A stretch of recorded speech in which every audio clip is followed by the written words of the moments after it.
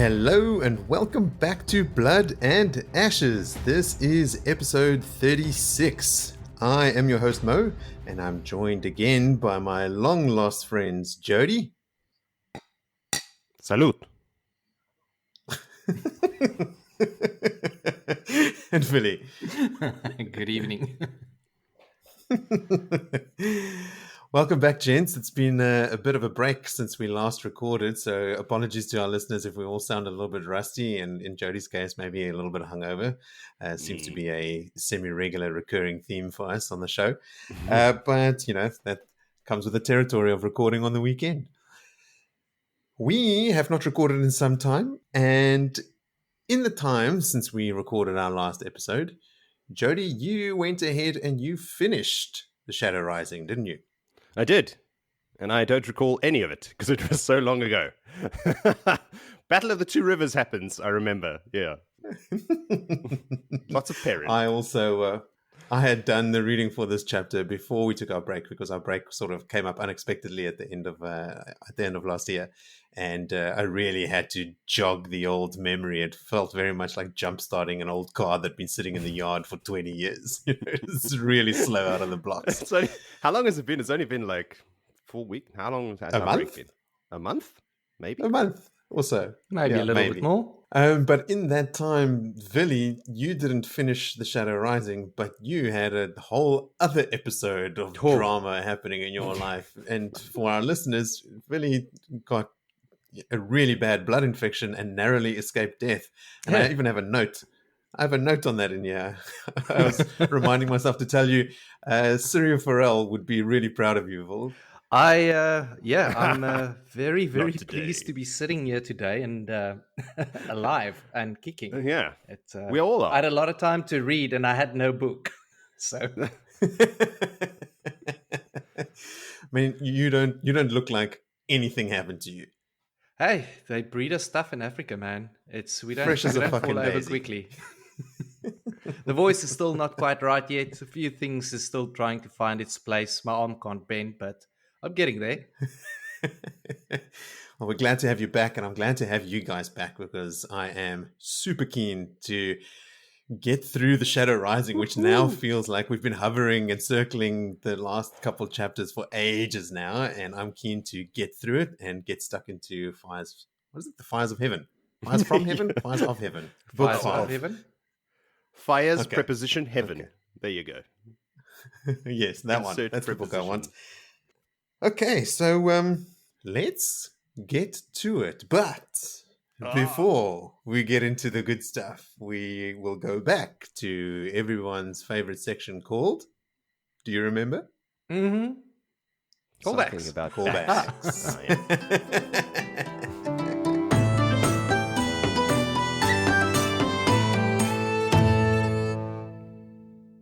We're going to keep it real short and sweet this time.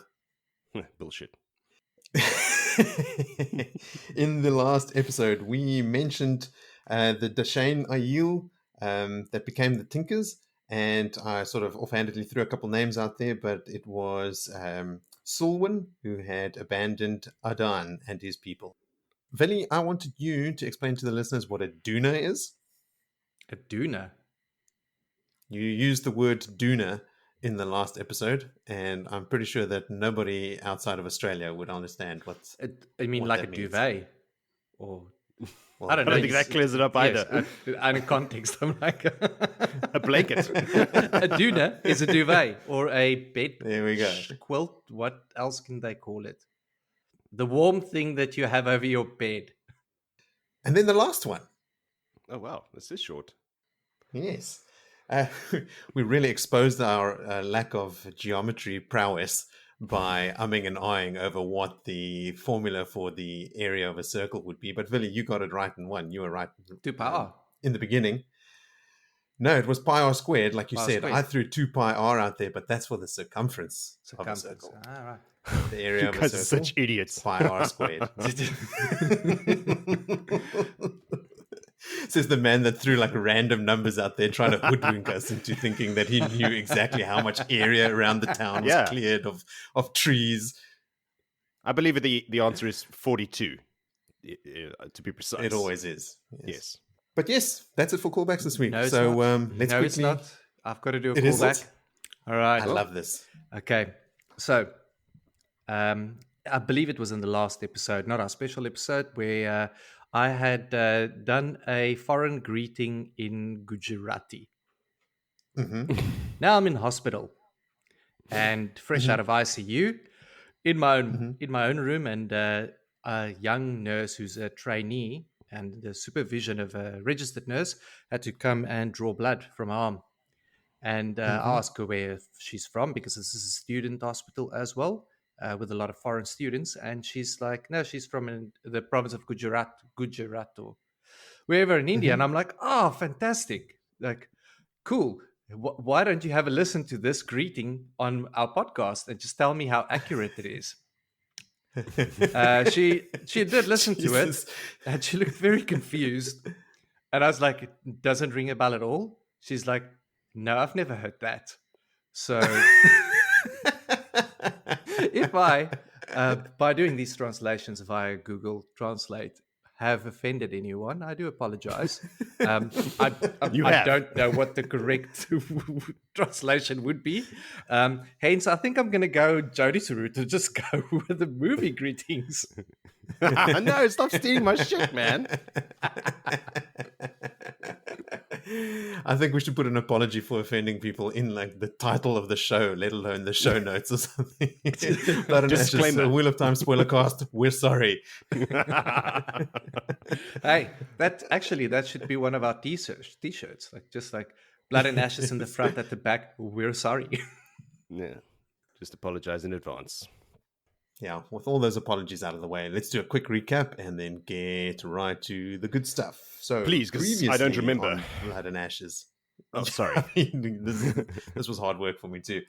Perrin and his men are bloodied and battered after being ambushed, but find Rain and Isla's group of tinkers who offer them some R&R. The troop return to Emond's field after some of the boys got lucky, it seems, where they find the town in a state of sort of preparation for war. Or I say war, but I mean, like to defend themselves. They've cleared the fields and they've set up the stakes, and they've built a couple of catapults. And Alana heals Perrin of his arrow wound, which seems like it was just in a nick of time because he was already passing out and, on death's door. Loyal and Gaul set off to go seal those waygates, or the waygate that Perrin found out from the World of Dreams is open when he had his confrontation with Slayer, which also happened last time. And then Trollocs do actually attack the town. And it's only sort of like a probing effort that doesn't get anywhere close to the town. They manage to fend them all off with just the archers, with the Two Rivers bowmen showing their stuff. And then when we finished up the last episode, there was commotion on the other side of town. That brings us now to chapter 45, called The Tinker's Sword. And that is all you, Jody. Indeed, The Tinker's Sword. This is one of those watershed moments in the books. There's a lot of chapters out there that stand out. Dumai's Wells comes to mind. Yes, that's coming up soon enough as well. This chapter obviously not being anywhere near as awesome as Dumai's Wells, but a tinker with a sword. This changes the law of the entire world. So anyway, let's get into it. As you said, there's commotion. So Perrin gallops through the village to find all the Emond fielders clustered together, bows half drawn, muttering amongst themselves, all like something happened here. The field around there that they've cleared with Pyar squared, was it, is littered with arrows, but no bodies for some reason. No Trollocs are lying there dead. Harry Copland tells Perrin that, the Trollocs tried them here as well, but they threw them back and blah, blah, blah, blah, blah, and they're all very proud of themselves and they fought them off. But Perrin has a quick look with his, I was going to say eagle eyes, wolf eyes, and there's someone in a bright yellow coat, and he's like, you bloody morons. These are not Trollocs, these are tinkers. You've been shooting arrows at tinkers. And I gotta say, really? Bright yellow coats? Humans in bright yellow coats? You confused them with Trollocs? What? If you could pick one people from the story that look the least like Trollocs, it would be the Tinkers. So they're on the piss, man. They've been sucking away at the ales again. Yeah, I forget what his name is. He was on the piss. It's also the Congers are there and the Coplins. So it's there. You go. There's your reason. It's bad news. Bad news. There's your reason. So Perrin's like, all right, guys, you can come out. No one's going to shoot at you anymore, dudes. Don't shoot at them. And they come out. The Tinkers come out, and they're in a, they're beaten and bruised and bloodied, and there's only about 20 of them left. Like most of them are dead already.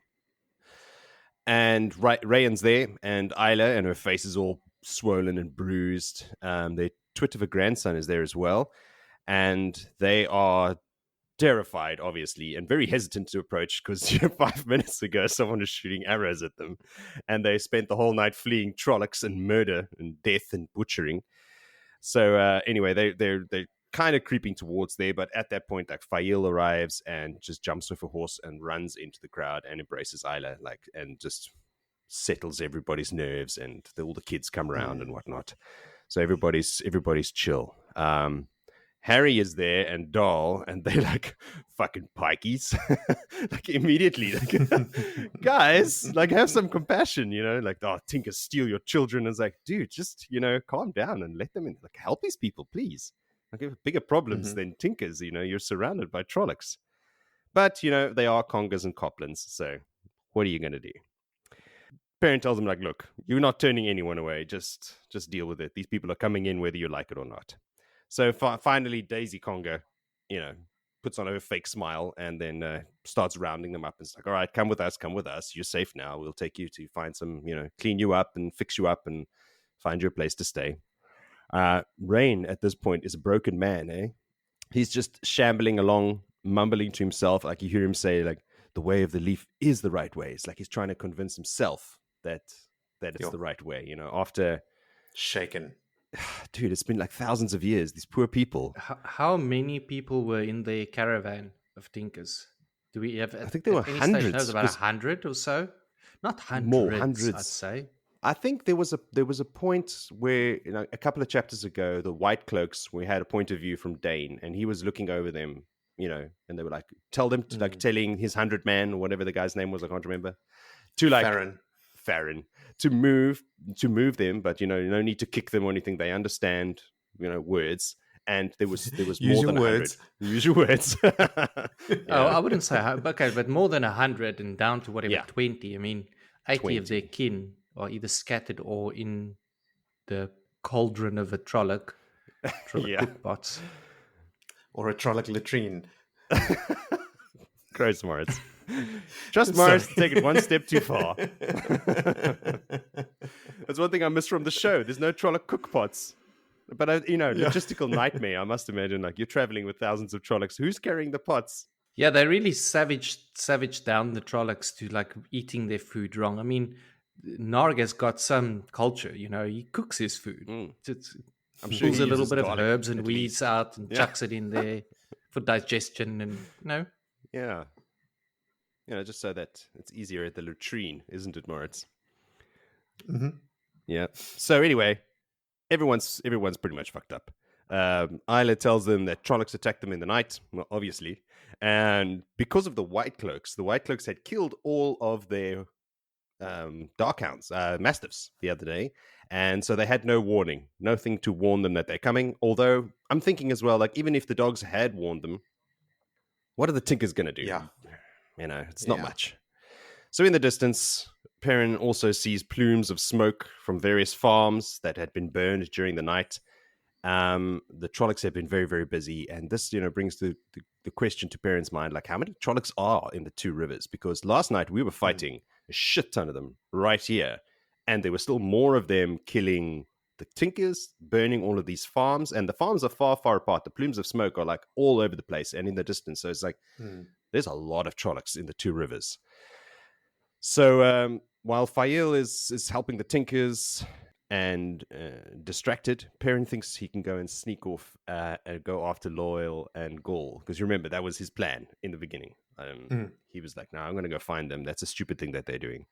But duty calls. And basically what follows in this chapter is, the gist of this entire chapter is Perrin coming to terms and dealing with being a leader and a lord, becoming Lord Perrin against his will, obviously, and just having to like manage people basically. So Master Luhan is first up. People won't stop bothering him. He's got work to do. And Perrin's like, oh, I can't help you, buddy. I haven't, worked the forge in ages. And Luhan's like, I wasn't asking you to come and work iron like a commoner. Like I need you to talk to people and sort shit out. So, they're bothering me every 10 minutes. I can't get any work done. So he eventually finds some other guy. Then he puts him in front of the door and says, okay, you keep everybody out. Master Luhan needs to work. Luhan's super stoked. Next, it's the mayor, Bran. He needs a faster way to warn people. Like they sending runners out, it's not helping because by the time they get there, the people are already dead. So they find some old horn that Sen Bui had or whatever, and they sort it out. So they're going to blow a horn, and then since they got a horn for warning, they're going to use that horn for all kinds of warnings and signals and whatnot. So they're getting organized. Then there's somebody named Buell Dowtree, who is the local Fletcher. He won't let anybody help him make arrows. But Perrin uses Tavirinus, chats to him, and eventually he's got a whole bunch of kids helping him, put the feathers on, glue the feathers on. He's trying to protect his trade, man. He's just he doesn't want to teach anyone because then everyone's going to make arrows. I mean, poor guy. It's like now he's got to give out his resources, his knowledge for free. He likes his monopoly. The demand for arrows is about to go up big time. So you should. Everyone's going to make money on arrows, and I don't think he's charging for the arrows either, to be honest. But, maybe for later. But basically, Perrin discovers throughout helping all of these people is that he doesn't need to tell them what to do. He just asks them, what would you normally do? And they go, this. And he goes, all right, do that. And that's basically it. Job done. It's just that they want his approval. And it's bothering the crap out of him. As old Daniel and Ban find him, and they form a little escort, because Tam has been telling them all grand tales about the Iliana companions. I wonder how he knows about those. Who always rode with the general and always were thrown into the thick of the things, wherever the battle was hottest, that's where they went. And so they decide, look, they're going to be the companions of Perrin, of Lord Goldeneyes, and they're going to carry his banner behind him and everything, and that pisses him off even more. Perrin, that is. Perrin has the thought, like, damn, of all people, like, why is he telling these boys this story? Well, because he was one of them. Yeah, he's literally the only guy in town who knows anything about that. So he's telling the truth. So, and then talking about annoying people, here comes Lord Luke to the reception of sparse cheers. Perrin also thinks, like, I don't even know why people are still cheering for him anyway. Like, we've kind of proven that we don't need him. But anyway, still people are, I suppose, used to cheering him when he comes in. So they're like, hey. He brought a Fade's head for tea. Hey, everybody, look what I've got. He's as patronizing as ever to Perrin, like, over his victory, like, oh, you're very lucky there, boy, and blah, blah, blah, blah, blah. And Perrin's just, fucking hate this guy. Just hates him. Good instincts. No, Lord Luke puts that Fade's head on a spike and leaves it in like on display, and then rides off to the wine spring inn. And as soon as he's gone, Perrin's like, take that shit down, please, and burn it. We don't need, Fade heads. It's going to freak the kids out. You're scaring the poor children, man. That's the hideous thing to want to have hanging around on display. It's tough enough times already. Yeah. Any head. Just avoid heads on probably spikes not suitable. Yeah. Not appropriate. Then on his way back, so Perrin's had the head burnt, so he's walking around back to town. He's thinking, okay, now I'm going to go find Loyal and Gaul, but there's more duty to be done and more questions to be asked by everyone along the way.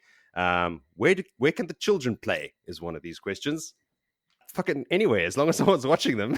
What do I look like? Kindergarten owner? Just fucking sort it out. All right, so eventually half the day is gone, but he's trying to make it out of town, but no one will let him. And then his tummy is rumbling. It's this Wolfie boy, he needs some of his steaks. So he heads to the wine spring and he's like, all right, first I'm going to stop for some lunch and then I'm going to go find Loyal and Gaul. But he is thinking as well, like, okay, maybe Fail was right and I got some work to do here. He gets to the wine spring inn, goes inside, and there are Matt's sisters around Aram. They're basically feeding him. And he is super sexy, and that's what they want to do. Their mom is there, Natty. She's keeping a close eye on her daughters, fawning over this Aram dude. But old Aram only has got eyes for the weapons in the room. He's completely ignoring the girls. Fael comes out of the kitchen with an apron on, and she's covered in flour. She's been playing peasant all morning.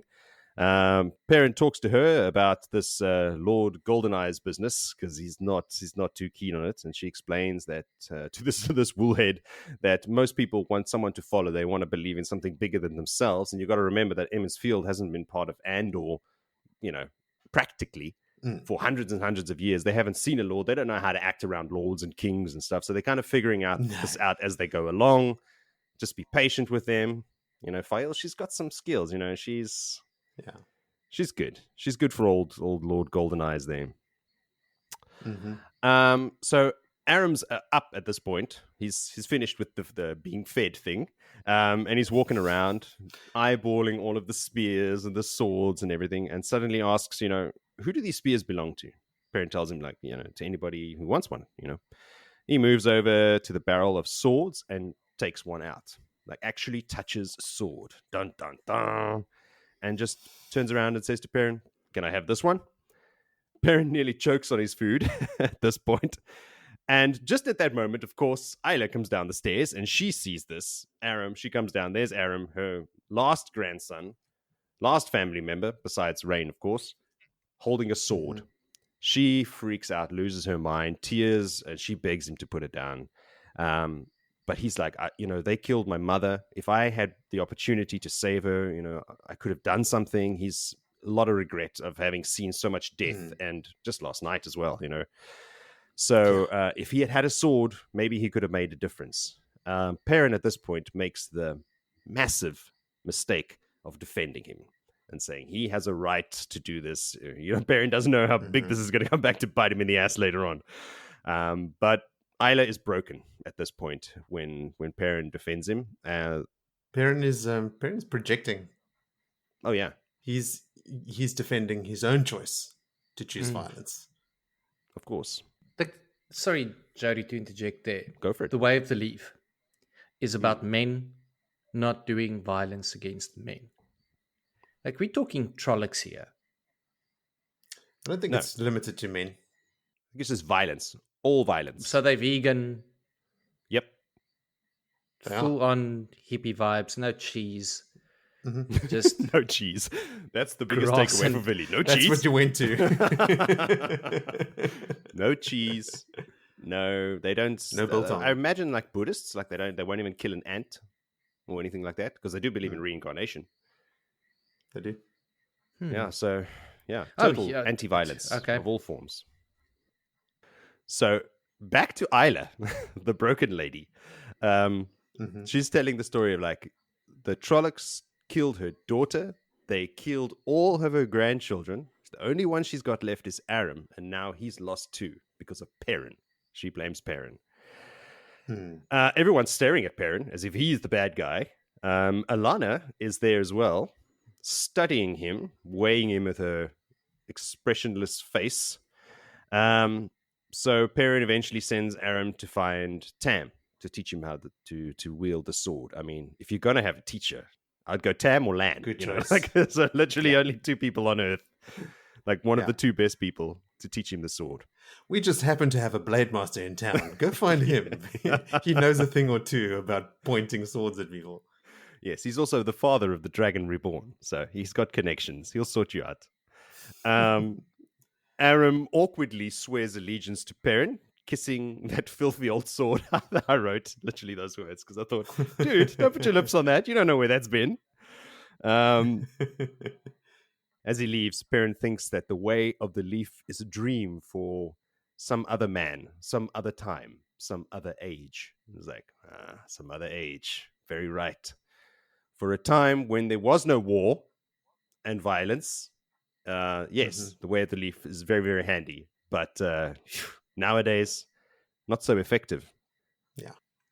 I hope that we see the turning of our age and we can live the Way of the Leaf. Me too. But for now, I want to see them pick up a sword and smash a Trolloc in the face with it. Yeah. Well, you're in luck. Bran sticks his head into the door just then. Riders are approaching. God, there's more riders. There's always riders. There's always something. It's the Whitecloaks. They've come to town. So off they go again. Mount up. Hi-ho, Silver. Off they go. Perrin vaguely recognizes Dain Bornhald when he arrives. And when he introduces himself, Perrin's like, Dain Bornhald, Jeff from Bornhald. Maybe this is his son. But the second Dain sees Perrin, he literally convulses and reaches for his sword immediately. Perrin even thinks to himself, holy shit, this guy's about to charge me. Like, he has some hatred in his eyes. And some brandy in his veins. He's got the Dutch courage. Exactly. He is ready to attack. Perrin's all like, holy shit, like, there's a lot of people here, dude. You're not just going to charge me and attack me, but it seems there that he is. Also, Bayer is there. Like, hey, Bayer, what's up, dude? Long time no see. Our favorite people in one place. Yeah. Bayer was the one that used to like kick Perrin around, like when he was tied up on the ground, and like wake him up with like violence and stuff. Like Bayer has had his way with Perrin a number of times. So Perrin is very much vindicated in his sort of distrust of that particular gaunt-faced, sunken-eyed Whitecloak scum. Nice, Moritz. Back to them. Bran tells him that, look, we don't need the Whitecloaks. That Dain tells him, like, we hear that this town is closed to Whitecloaks. It's like, well, technically it's not closed to you. It's just we don't really need you. We'll sort shit out ourselves. Thank you very much. Dain tells him that, hey, look, you think you're sorted out, but just last night, Tarryn Ferry was basically wiped off the map by Trollocs. Emond's Field may have won a battle last night, but you won't last long against the amount of Trollocs that are out there. Luke, by the way, is there as well in the background, hovering around, like the snarky son of a bitch he is. And he perks up as like, what, Trollocs attacked Tarryn Ferry?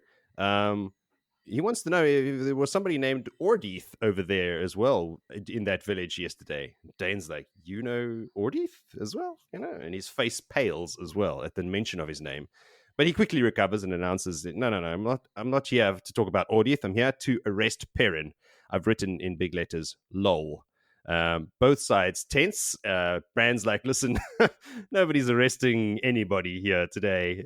You have no authority here, my friend. Dain still thinks that Perrin betrayed his father at Felme and them to the witches of Tar-Valon. And no. And Perrin's like, no, that's the Seanchan. And then Bran's like, what, Seanchan? Like, we don't know anything about that, but I can assure you, Perrin is not a dark friend. Your arrest is not going to happen. But Perrin says, like, listen, I got a suggestion. Why don't you hold off on the whole arresting me thing? And let's make a deal. Why don't you guys, you Whitecloaks, stay here in the town? Because look, if you're going back now, you turn around, there's a possibility you don't make it back to your camp with all the Trollocs that are around. Stay here, save your butts, help us deal with these Trollocs. We can use some trained soldiers. You'll be super, super handy in a fight. And then afterwards, I'll willingly, once all the Trollocs are dealt with, I'll willingly go with you and back to wherever you want to take me for questioning or whatever. I'll let you arrest me. Deal. No one is stoked with that that plan. None of the Emond's Fielders, at least. Fail especially. But Dane's like livid. Fail takes out a knife and starts honing it, sharpening it on a stone. It's like, whoa. While she's just eyeballing Dain, like, you, buddy, are in trouble. Mm-hmm. So they're like, all right. Dain just says, okay, fine, I agree. And even Child Bayer is like, what? Like, this is not part of the plan. What's going on? But deal's a deal. He's in charge, so they let them in. But before they let them in, of course, there's some ground rules. Number one, no arresting anybody as a dark friend. If I even see a dragon fang painted on a door, you guys are out. Like, basic common courtesy when entering a town. Don't draw dragon fangs on people's doors. And they let them into Emond's Field. Then at that point, as they're walking through, Perrin's looking at all this, these Whitecloaks filing through, and he thinks to himself, maybe having some of those companions watching my back, having all Daniel and Ban and the banner and stuff is not such a bad idea while these guys are in town. Basically, that's how the chapter ends. Quite a lot happened there. Tinkers arrive. Aram grabs a sword. Isla has a breakdown. Whitecloaks arrive. Bran sticks up for Perrin. Like, I love Bran in this scene. Like, he's not being sort of uppity or like overstepping his station, but he is not backing down either. He's very much letting these guys know what's what, which is so great. He is the mayor. Bran is still the mayor. Yeah, he is. So he's absolutely standing that ground. He's not the Lord, he's the mayor. Yeah. Perrin's the Lord. Well, not yet. He's getting there. There's a little power struggle happening there. The big thing for me is how Perrin starts to realize that it is just about him getting that, almost become that general. Yes, do that. Yes, you're doing right. Just affirming or being that sort of ticking a box. Yes, yes, carry on. You know how to look after kids, for God's sake. Just look after them. Don't let them run outside your vision. Like, Yeah. bloody hell, you don't need me to tell you this. And like not getting on a horse and running away, which would have been totally the wrong thing to do, even if he thinks he needs to go and help Loyal and Gaul. who's the Gauls with him, trying to sort out the waygates. So it's a big step for old Beefy Boy. Beefy Boy's becoming a lordy boy now. It's a Lord paradigm Beefy shift Boy. for him. He's Lord Beefy Boy. That doesn't work. This whole concept of like now having to be responsible for other people and stuff is what he's battling against, because he doesn't feel qualified, but he comes very naturally to all these sort of leadership roles that are foisted upon him. Like when he sees all those plumes of smoke on the farms, and like you said, Joe, he's doing the mental math. Like, okay, what does that mean? How many Trollocs out there? Even if they're just running past the farms and tossing a torch in there and continuing to the next one, it still means X number. And he has a pang of guilt. So sort of like watching the Tinkers stroll into town all bedraggled and, completely bereft. But he's busy doing the math, like, okay, what does this actually mean? And he sort of chastises himself for it. But that's great. And that follows on from like the compliments that Ivan and Thomas gave him in our previous episode, where they're like, oh, you've got a good eye for this, because he knows if there were double the number of Trollocs, they would have made it to the stakes, and double that, and we'd been fighting inside the town and that sort of stuff. And it's cool to see one of our main characters sort of just come naturally to this leadership role and be effective at it as well. I love it. Yeah. He got nothing.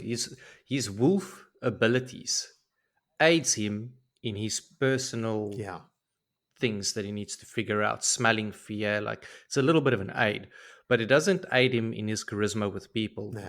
You can argue that his Tavera nature does, but what I'm picking up a lot as well is the contrast between the two characters in Perrin and Lord Luke, and how they are such polar opposites as they come across in this trying to be a hero in this turmoil, where Perrin is the doer and Lord Luke is the showman type thing. Well, we know what he is and where it's going, but massive contrast between the two sort of people that claim to have leadership or leadership roles. The two lords in town.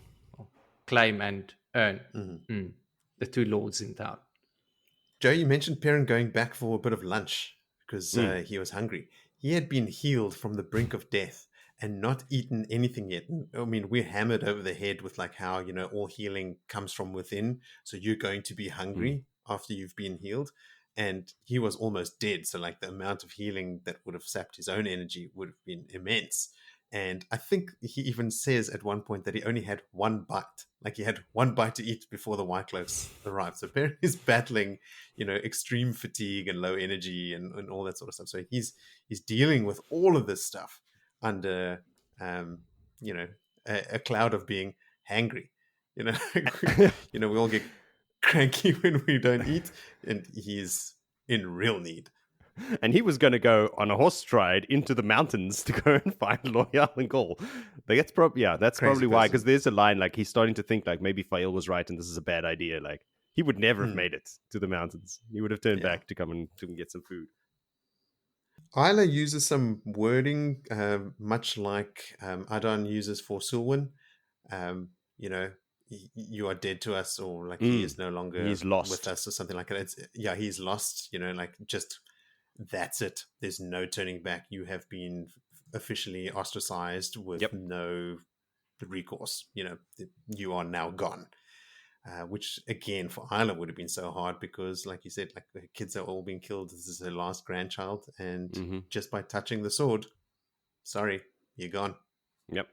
I mean, she turns around physically as well and walks up the stairs, turns her back on him, and like, right. Yeah.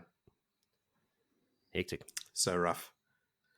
I enjoyed picking up that other snippet about Luke mentioning Ordith. I'm just going to quickly read the comment that he makes. He says, Go for it. I've seen him here and there since coming to the Two Rivers. A disreputable looking man, and those who follow him no less. The sort who might have been careless enough to allow a Trolloc attack to succeed. Was he there? If so, one can hope he died for his folly. If not, one hopes you have him here with you, close under your eye. Because now we know Luke's whole mission there is to kill Fane. He's casually, I hope that man died in the Trolloc attack. You don't just say that to the Whitecloaks. I mean, he's disreputable, but he's still a Whitecloak. Luke being very brazen about what his motives and his goals are. He's so full of himself. But that's the trend again with all of the villains in this book is their arrogance. They make mistakes by thinking that they're untouchable and very, very touchable, as proved over and over and over. Yes.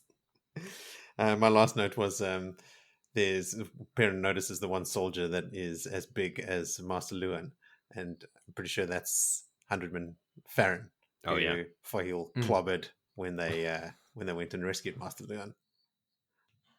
Every time I hear mention of this massive boulder of a man, I think of how Fahil bested him. Yeah, there's a lot of hate out there for Fahil, but amongst the community, but I haven't. I don't feel that at all. I love Fahil. Maybe it's my memories a bit hazy, and in a few more books I'll change my mind. But at this point, she's good for Perrin. I think they're a great couple, power couple. There's a lot more Fahil coming when she's been captured, and the whole hunt for her. How she conducts herself there. She sort of gets maybe a bit too chummy with that one Aiel who she's trying to escape, but who is then summarily murdered by Perrin or someone. Perrin smashes his head in with the hammer. Die. Yeah. Okay. Anyway, moving on. And she's like, huh? What? Shit. Okay. Yeah. Holy shit. I remember that now. Okay. So maybe that's why people hate her. All right. Well, there's just what I'm getting at is there's more Fahil flavor coming. Right. Let's see if we continue to like her as much as we do. Right then, chapter 46 is called Veils. Take it away, Villy. I'd like to start this chapter by saying the chapter name is completely inappropriate. It should have been Veils Over Their Fucking Eyes. Billy did send us a message in the group chat when he read this chapter. He was lank pissed off. So pissed off with the girls. Oh, let's get into this. Let's just get into this. Let's get through it. So how are we pronouncing Aegianin?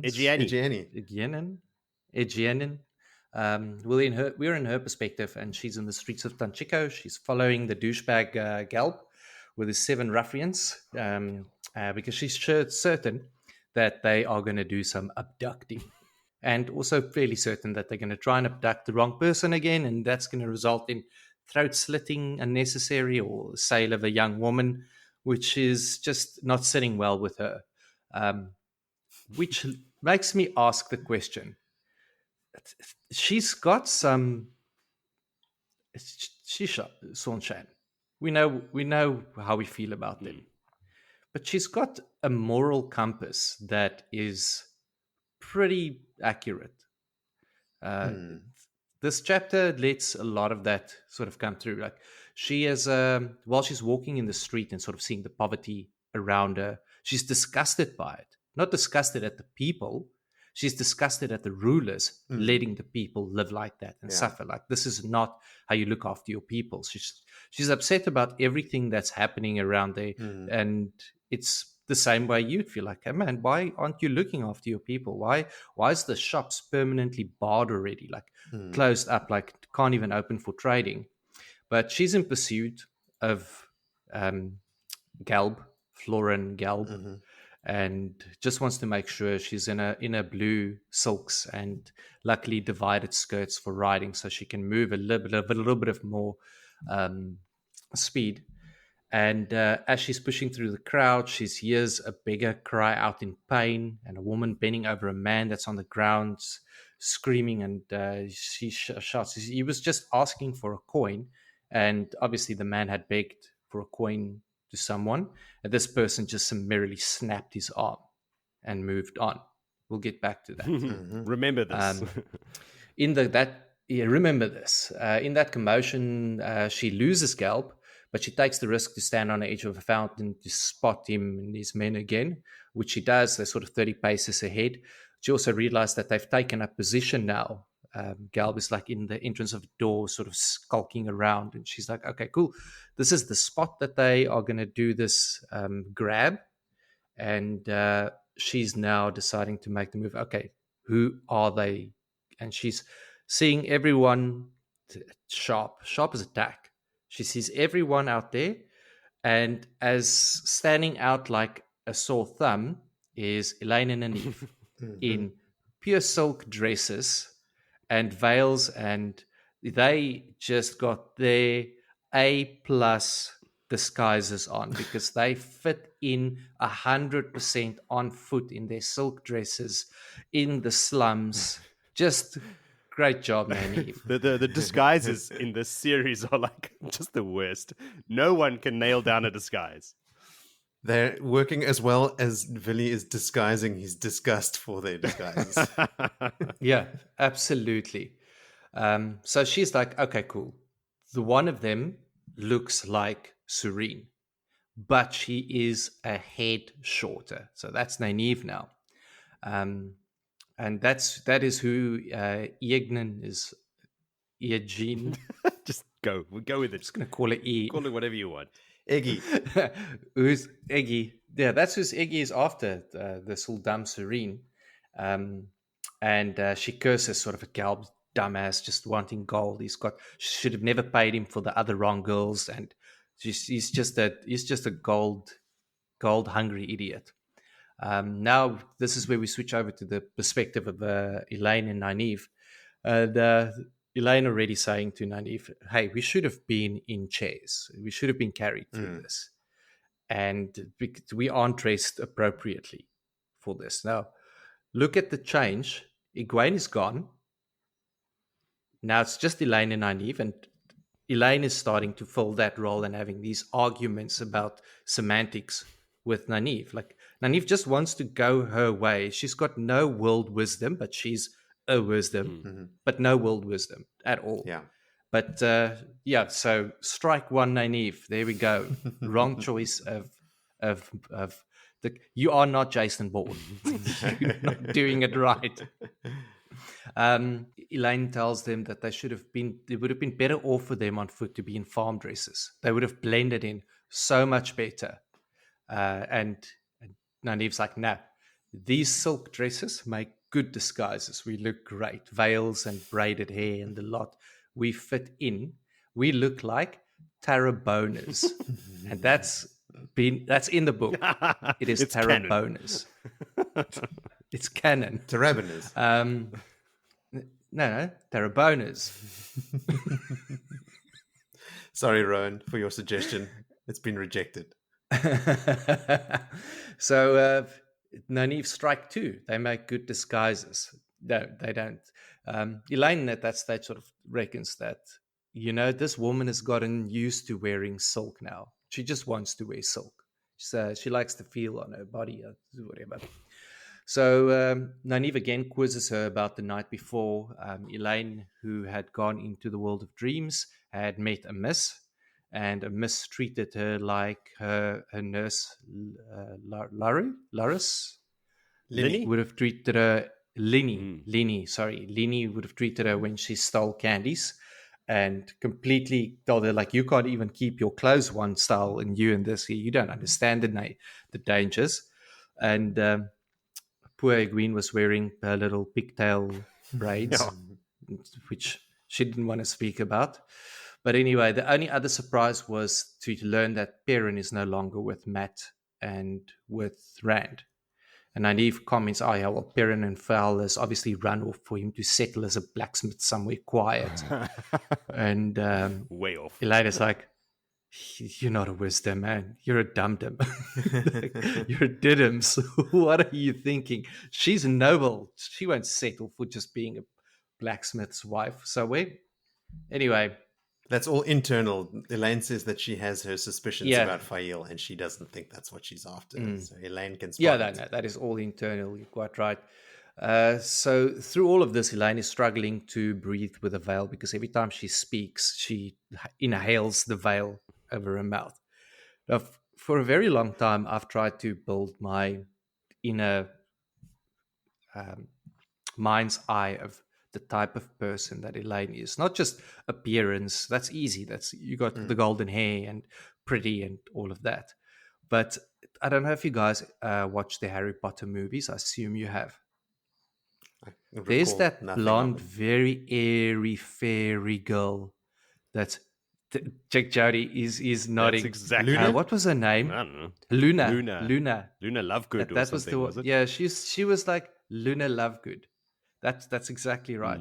And it's she strikes me as like a woman that would breathe in through her mouth a lot, like open mouth thinking. She's a mouth breather. That's Elayne. She's a little bit of a dreamer, like and then choking on a veil. Like I don't know if that's it, because I have read an interesting theory on that, because it comes up in this chapter, I think at least 3 times. She's constantly getting the veil in her mouth, but nobody else is. Nynaeve isn't. And someone posted a cool theory at one point in that they think that it happens to Elayne the whole time because she's literally got her nose in the air. She's like got her nose in the air looking down at people, so it's hanging down into her mouth, where Nynaeve might be looking down and it's just hanging in front of her mouth. I'll challenge that theory. I think she's just like open mouth.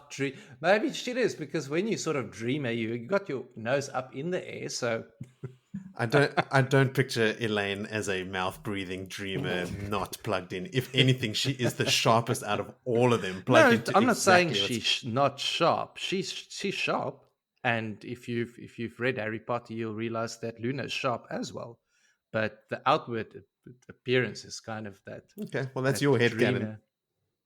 You're allowed to imagine her however you want. Then all of a sudden, shit goes down, and a man throws his arms around Nynaeve, who gets him off him and severely breaks his nose with a barrel stave. And Elayne gets into the scuffle as another man tries to grab Nynaeve from behind, and she cracks his skull. The crowd obviously scatters at this stage, and there you've got it. Nynaeve and Elayne back to back, staves in hand, and they are surrounded by 8 men, 2 of them not in a good state already.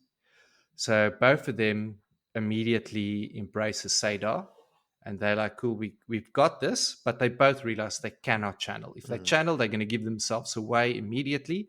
So they say, okay, this is worst comes to worst. We don't want the Black Archer to come down on us, so let this happen.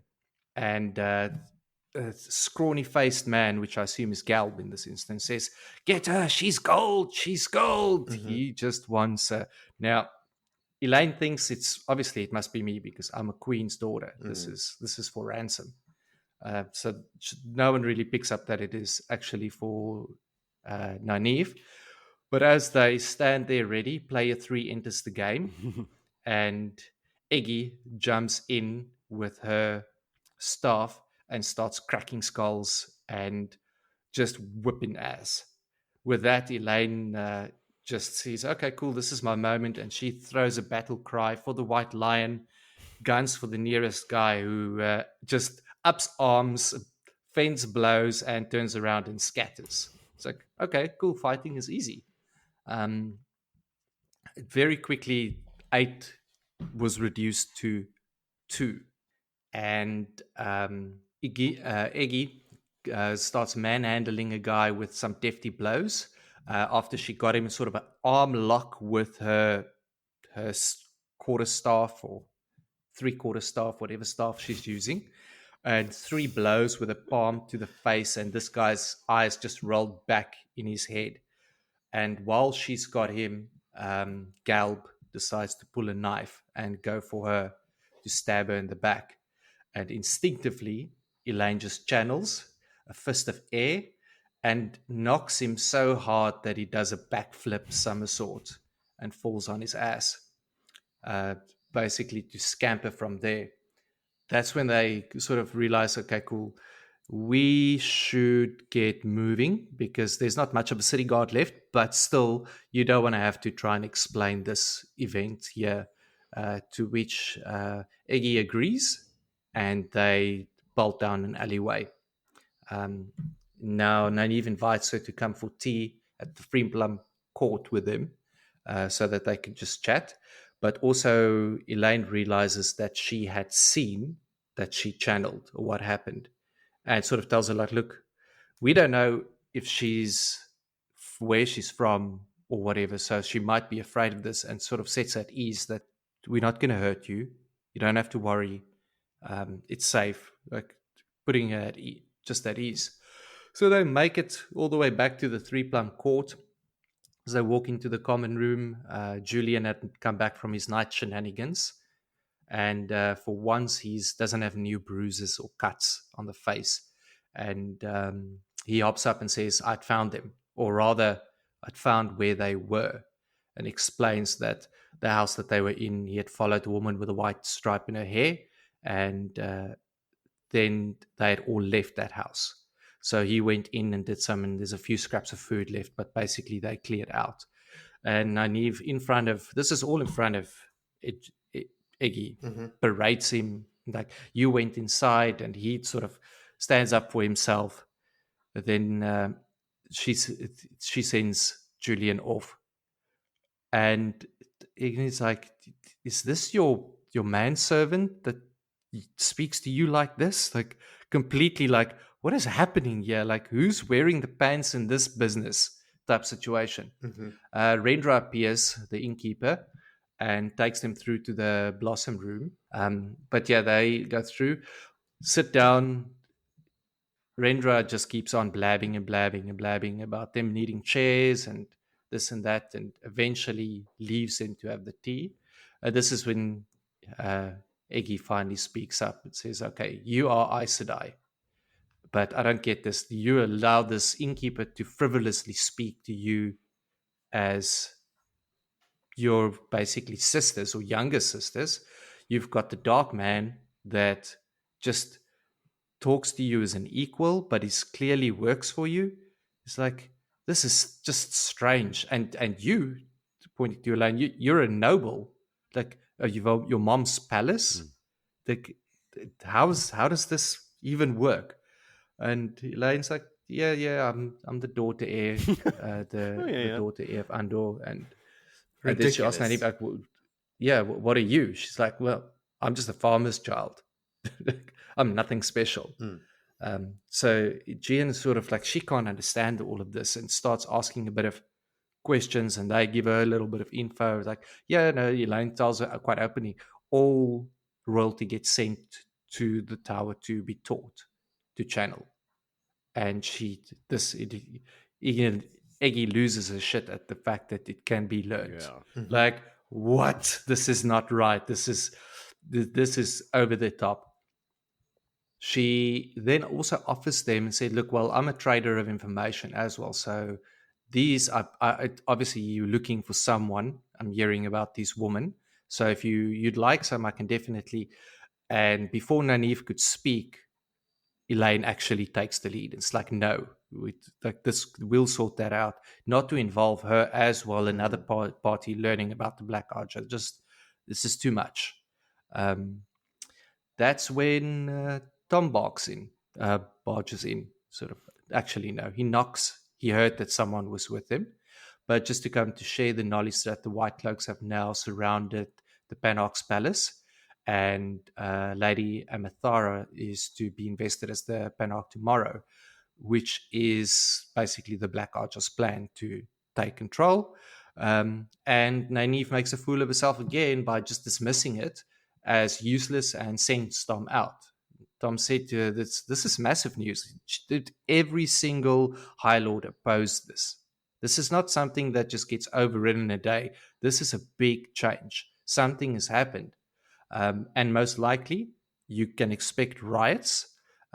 So as of tomorrow, you guys aren't moving around with a chariot and 50 guards. Like, that's done. Before Nynaeve can say anything, Elayne accepts it. Like, again, just cuts Nynaeve out and takes charge in this. Like, yes, thank you. That's a great idea. Tom had already spoken to Doman and mentions Doman's name that 50 of his men. But then Dom also comes and says, "Oh, don't worry, they're already outside. I've brought them already." So Nynaeve's pissed off about that as well, that he's literally taken this on his own to just like, yes, 50 men, they are going to be guarded now. They're not going to have a say in this. So Tom departs, and Eggy at this stage is visually shaken because she heard Doman's name. She was kind of, okay, shit. Nynaeve spotted it. But she excuses herself and says, look, I need to go. I do want to speak to you guys again and learn some more about you. So if they're very happy for her to come back for a discussion. And she leaves the room. And Nynaeve then tells Elayne that the minute Baal Doman's name was mentioned, it set something off in her eye. And obviously she knows Baal because she commandeered his vessel and sailed him into Falme. Tomenhead. Falme. Yeah. Flame. Presented him to Turak. Yeah, that's right. With all his good loot on the boat, including one of the seals. But she also saw Doman in that wine bar when she, like in the beginning of the book, Egwinon's meeting Florin Gelb and talking to him about kidnapping women and trying to find Suldam. She spots Baal Doman in that place as well as Caradon when he walks in. So right. She knows Doman is around. She's probably just surprised that he is somehow involved with these women who she is now also sort of interested in. That's it. Doman's involved with everyone. Amathera, the Panarch, she's being put in place by the king, right? That's why the king was meeting with Caradon in that wine bar. Forget the name of the thing. I'm not going to try and remember. But he and a couple other people with masks on were talking to Caradon about like, okay, we need your help to lend the arms to force this decision through.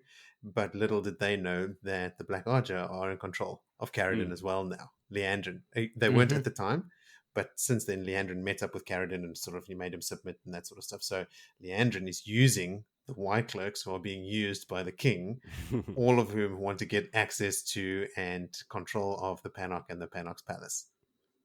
A lot of moving pieces there. That's a lot of moving pieces there. But yeah, so after Eggy leaves the room, Nynaeve and Elayne has a little bit of bickering about who the men was actually after. And Elayne does some name dropping that, remember, I'm the daughter heir of the Queen of Andor. As she's so quick to tell literally anyone that looks at her. I keep that under wraps.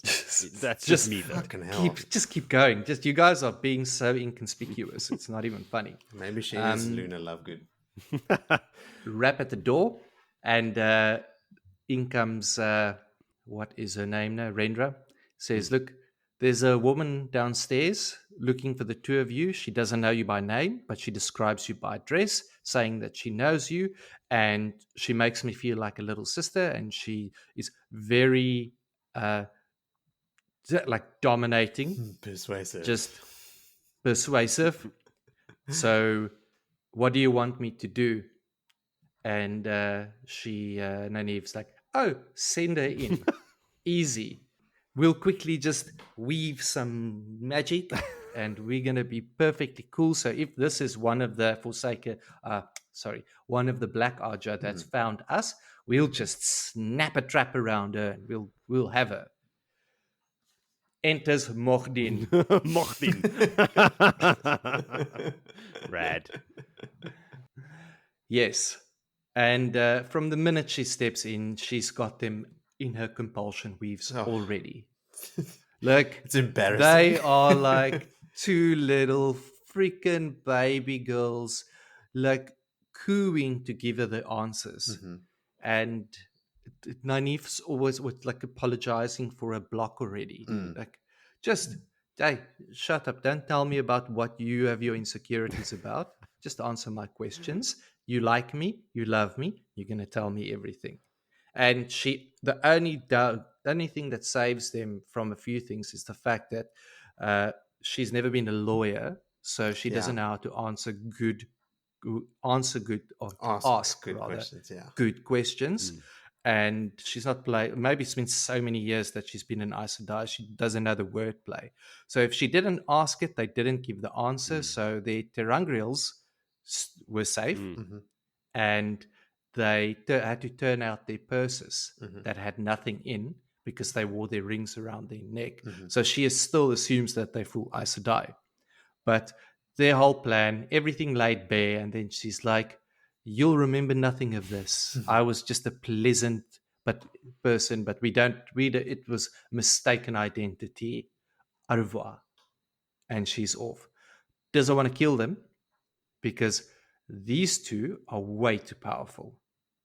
Definitely can retrain them because she can't wait what Ravine would say to face up to Nynaeve. Like, this is going to be an interesting one. Should have just killed them. Like immediately again. Yes. Just the hubris of like, I'll come back for these like powerful women later and to bend them to my will and then use them.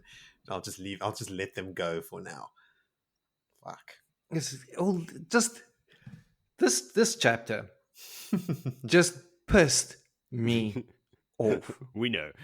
In so many ways. Like, you are too bloody accepted. They are refusing to listen to and understand the advice being given to them by a professional thief taker that's been doing it his whole life, as well as Tom, who is Tom. This is goddamn Tom. They just are, we know more than you, Nynaeve, the wisdom of a small town in the mountains that's lived a whole life in the city. No, it's just annoying. Oh, the Nynaeve and also the daughter heir. Did you know that she's the daughter heir? Did you know that? She's the daughter heir. In case you didn't know. No, just tell me again quickly, Jody. Who is she? Don't worry, Who's she her will. mom? Morghese, I think. Queen of Andor. A couple of episodes ago, we spoke about Nynaeve's general attitude towards Tom and people in general. And I was also extremely put out by the way that she treated Tom. And we eventually remembered that Nynaeve had no dealings with Tom other than him being a glee man. So she doesn't know like this is Tom or any of his prowess at Dice Day Mar or anything like this. He is literally just a guy that can juggle and play the harp who is getting some information for them. And on top of that, Nynaeve has her whole life had to, because of, I mean, she's short, she's also small in stature physically, and she looks young because she started channeling when she was young. So, I mean, she is young. She's only 26 or something. She looks even younger because she had started channeling when she was younger. So her aging has already slowed, and she's small. And then she's been put in a position of authority in, Emond's Field where everyone is fucking stubborn.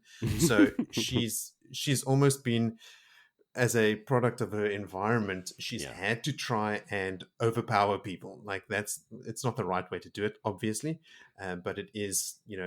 It's a pattern that she falls into with everybody. She bullies the other women, other men. There's a word for that. Okay, here we go. Short person syndrome. That's it. I was about to say, brace yourself, people. Kort gat syndrome. Billy's about to insult some more people. He's about to alienate half our listenership. No, look, I get that. I get all that. It's still annoying. It's annoying. I know. And even Elayne could have filled in. Like, this guy was part of he was my mom's lover. He's worked himself. Elayne was a tiny child. She knows nothing about what Tom can do. He's the guy with the long moustache that made stuff disappear for her as a trick. Like Billy's projecting again. Trust in Rand. How about that? Trust in Rand. Rand okay, we're going very far afield now. Those people. Purposefully, he sent both of them to go along. Rand and Moiraine. Leanne sent one, didn't he? Yeah, Leanne. Leanne and Moiraine sent Tom. Rand sent Julian. Julian. Or the other way around. No. Moiraine still sat with Tom. They had this whole big discussion. She sent him, and Rand sent Julian. Did Rand send you? Who did Leanne go see when Rand was busy slamming the sword into the heart of the stone? Leanne wasn't around, and Moiraine was annoyed. No, because Moraine as spoke well, on top of what Moraine said to him. Tom, and then sent Lan to go and get him, like from his place. Like, I'm pretty sure. No, or was that Julian? Ah, shit. No, Oh, I think Lan went to Julian. Yeah. I think Moraine sent Tom. Rand sent Gaul to go with Perrin.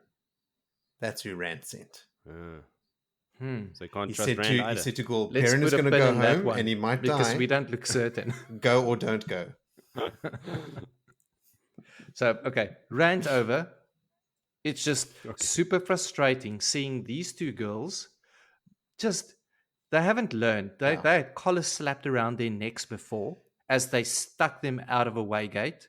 They just do not learn. Yeah, Elayne is young. I mean, they've shown some level-headedness in the past, but they've also both shown that they are way over their heads. You know, they're in deep water. And then fucking Mogideon walks into the room and just has her way with him completely. Which, as a reader, is like, it's quite alarming. You know, like Nynaeve and Elayne, you've built up some respect. I mean, despite everything we've just been saying, like you've built up some respect for them as people, and then they are just putty in Mogideon's hands. Hey, like they just divulge everything. Kudos to them for not just saying anything about the terangrial on the chain around their neck. Mogideon asks very specific questions. Turn out your purses. You don't have anything in your rooms, do you? No, because I had those on their body. Holding this thing in my hand, or got something in my shoe, or whatever. There's so many places you can squirrel stuff away. How many there are? Two Aes Sedai versus 11 Black Archer. Like, whew, you guys are outnumbered. Hey, Mogideon, how about this as a question? Do you have any terangrial? Yeah. Problem solved. Yeah. Anyway, bit of plot armor, I think. What else? There was one part of that chapter, Vil. The chapter ends with a little point of view that we have not yet covered. Yes, that's quite right. The thing you wanted to come back to. Yes, we hop back to Eggy, who is now making her way back to her quarters, and she is freaked out. Like, this can be taught. This is they teach people how to do this. She's just completely freaked out about this. She makes sure that all of the 50 men that's there with their swords now waiting, that Tom had arranged, that none of them is Bale, that she's not spotted by him. But she is completely, she's rattled by this news. The clock is ticking over in her head, like, what is actually happening over here? What is this power? Yeah. Why are we so... Because now, let's remember, she's got a sultan on a demand in a basement. As you do. And Adam. Adam. And she's looking for another sultan to collar that one as well, to see if it's not just one, if it's every single one. She's doing very, very important scientific experiments about this new discovery. At great risk. Lying to old mate Seanchan Gestapo, who comes and asks her about it outright. And back to old man Seanchan Gestapo, as you mentioned it. He's following her. He's also in the mix because he's the man that broke the poor beggar's arm. Like, that's a little bit of a... And that's what she also mentions. Like, yes, he is following... He's wearing a fake moustache. No one can disguise themselves in this bloody freaking series. Like, what the fuck, man? It's amazing. He's wearing a disguise and a fake moustache. You know, they might as well have that stupid glasses with a fake nose. Nobody knows who I am. Oh, man. Did you guys also notice Mogideon didn't know that the dragon's name was Randall Thor? No, she didn't. She says in there, so his name is Randall Thor. So Ishamael not being very friendly with the information sharing or anything like that. Surprise, surprise. Yeah. Look, there's what we do pick up in these, even just these 4 chapters, is how divided Forsaken really are. They are completely not. They are all looking to be nameless and in their own little plots and spider webs, and they are all over the shop. They are nowhere. Ekyenin is like you said in the beginning, Vinny, she's starting to show that sort of like she has a moral compass. And I was taken aback at what you also mentioned in the beginning, where she says, like, if Gelb kidnaps another woman, I'm going to have to choose between slitting her throat or selling her into slavery. But those are the two options she considers, you know? The only two. There's nothing else. There's no like, okay, cool, I'll send her somewhere to go make a new life for herself. She can't be found out. Like, I mean, she is a sole agent on the ground in that town. She is basically being Jason Bourne with everyone around her as an enemy. She has orders from Siroth that she is disobeying while actively being investigated by old mate Gestapo Seanchan man. Surely he has a name that's easier than remembering Old Man Gestapo Seanchan man. Old Man Seanchan Gestapo man. Blondie. That dude. The dude with the tats. Well, okay. Doesn't narrow it down either. Another thing. What? When Please. They sit in the tea room and Eggy starts speaking in her like drawn out Texan accent. They're like, oh, this is vaguely familiar. What the fuck, man? It's Is she trying to mask her own accent? Maybe she is, but they're like, oh man, yeah. It should be so like obvious. It should be pretty obvious. No, this just shows as well that you don't even need a disguise. No one's going to recognize you anyway. I mean, Edgy Annie is not wearing masks or fake mustaches or anything. She doesn't even fake her accent. And still, nobody recognizes her. So, is she wearing a veil? I think she mentions a veil at some point or something like. I don't know. It could be throwing her a bone. Yeah. Did you guys pick up on the wave dancer, which was, what is it, Joran and her sister that Elayne and Nynaeve traveled with? Coiny and her sister. They were headed to Cantorin, which unfortunately is under Siroth's control. So when Elayne mentions they wanted to go from this place to Cantorin, I was like, oh no, guys, don't go there. Don't go the other way. Now, for another big chapter. Chapter 47. The Truth of a Viewing. Jody, why don't you lay this very, very sad one on us? Sad, but also important again in the story of this world. I mean, major shit happens here. Huge shit. Just like, not as huge as a tinker picking up a sword, but still pretty huge. We join old Siuane. Yes. I think this is the biggest chapter that we're discussing today. It's about viewings. It's about nothing. Don't worry about it. Siuane is there. We join her in her study. She's at her desk. She's going over her TPS reports, and she thinks to herself at this point that everything is sailing along according to plan. Her exact words to herself. She's checking some requisition forms for the addition to a library. I was reading this as well. This is one of those things that Philly did. Like, pay attention now. We'll come back to this. They're making some additions to the library, and she's shocked to see that Danelle, the sleepy brown that's in charge of all the work there, has signed off on some massive amount of laborers to come and finish off the library. And she thinks to herself that they could build a whole new library with that many men, with that many laborers. Put a pin in that. Still no more news from Moraine, though. The last message she got was, and I quote, "The sling has been used. The shepherd holds the sword." Nice codes there. And she's also got a secret box that she has warded with her secret papers inside them. And she's going through those as well. So she opens up that box, and there's a whole bunch of stuff. I'm just going to bullet point them, basically. So Sarah, or however you want to pronounce it, that novice that saw Min right at the beginning that she had to send away to the farm, she's disappeared from the farm. Not unusual. Novices run away, but also the owner of the farm has also mysteriously disappeared. And as we know, who was it? Did we find out the identity of the person in the last couple of chapters that appeared and just murdered? It's never mentioned. All right, they're dead. Yeah. Dem's dead. She also knows about Massima, who is preaching in Gelden. He preached to 10,000 people, and then afterwards there was a battle, which they won, apparently, as well.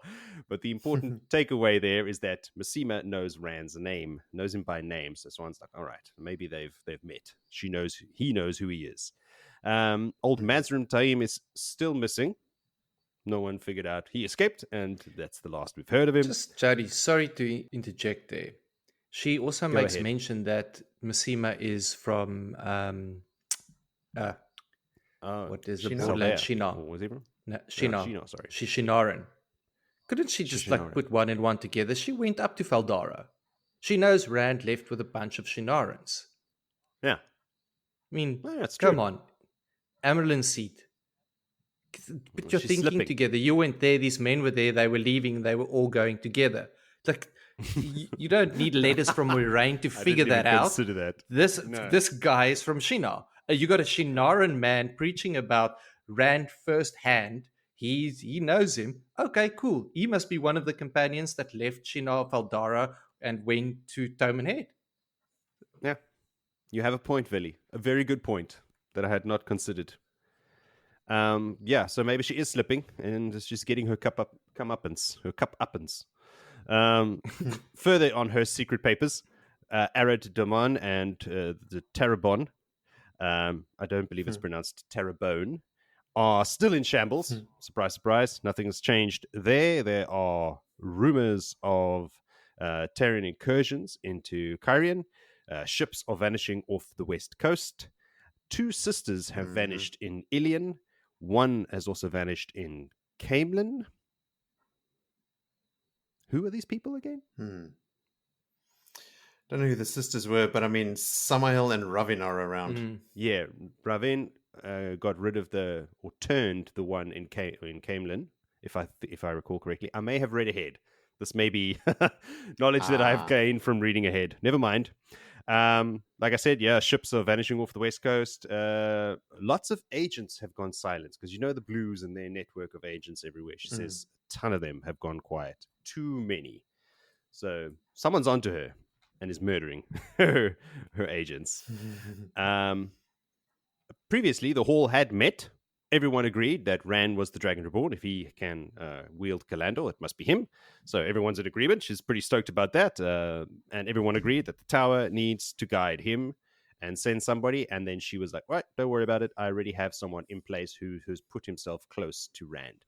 And that was her mistake, I think, is letting them know that, oh, I've known for a while. I've already got someone there. Like, oh, amongst many of her mistakes.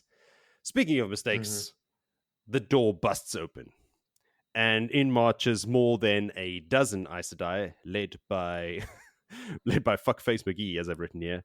Elaida, Alviarin's there too. Ugh, yes. I'm upping the ante on things I can call her. To Fuckface McGee. Yeah, from ugh. Okay, that's a large jump. It's been a long time. I didn't remember we called her ugh. Alviarin's there too, and Danelle, remember her? Old Sleepy Brown. She is also there. They are sisters from every Aja except the blue. Elaida is not taking any chances with these blues. Elaida walks up to her. Green? Is there a green sister? Yes, there is. 1 green. Only 1. Siuane remarks that they're all there except blue. Yeah. All the blues are gone from the tower, and most of the greens. So there's a few that remain, and one of them is this one. I can't remember what her name is. It is written there in the chapter. So Elaida just walks up to Siuane, very calmly, matter-of-factly, pulls the striped stole from her shoulders, and tells her, you won't be needing this anymore, and you were never fit to carry it in the first place. And Siuane is just like blown away, shocked into silence. Elaida tells her, look, that's saying a lot for her. We've had a meeting without you, with the bare minimum of sitters required by Tower law, and we have decided that we are going to depose you. End of story. You're done. Siuane then, in her shock, reaches for the source and realizes, oh shit, I'm shielded as well. And this is explained, like, how would you not know you've been shielded? Is that in the tower, people are channeling all the time. You sense channeling constantly. You never know, who it's being directed at. So this is why.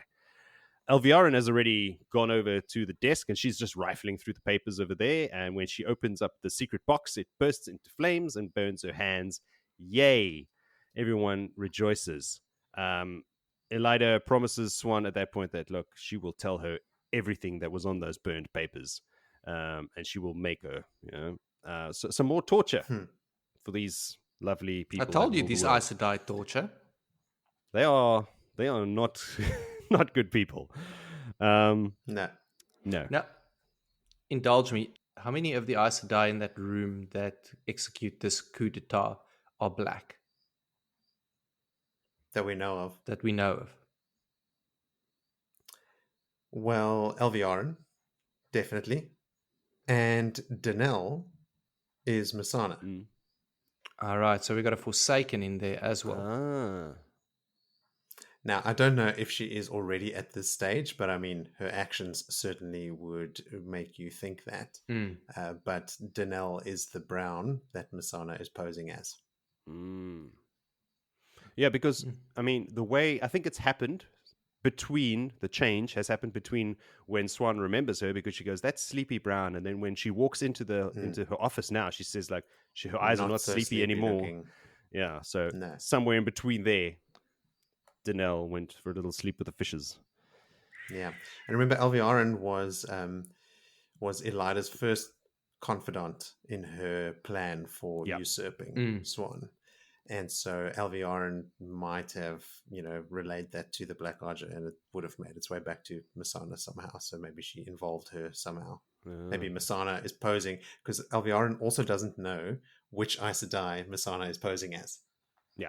So Mesaana could be posing as a brown who's actually Black Archer. So to Elviarin, Danelle might just be Black Archer, not necessarily knowing that she's Mesaana. She's far, far worse than you imagine.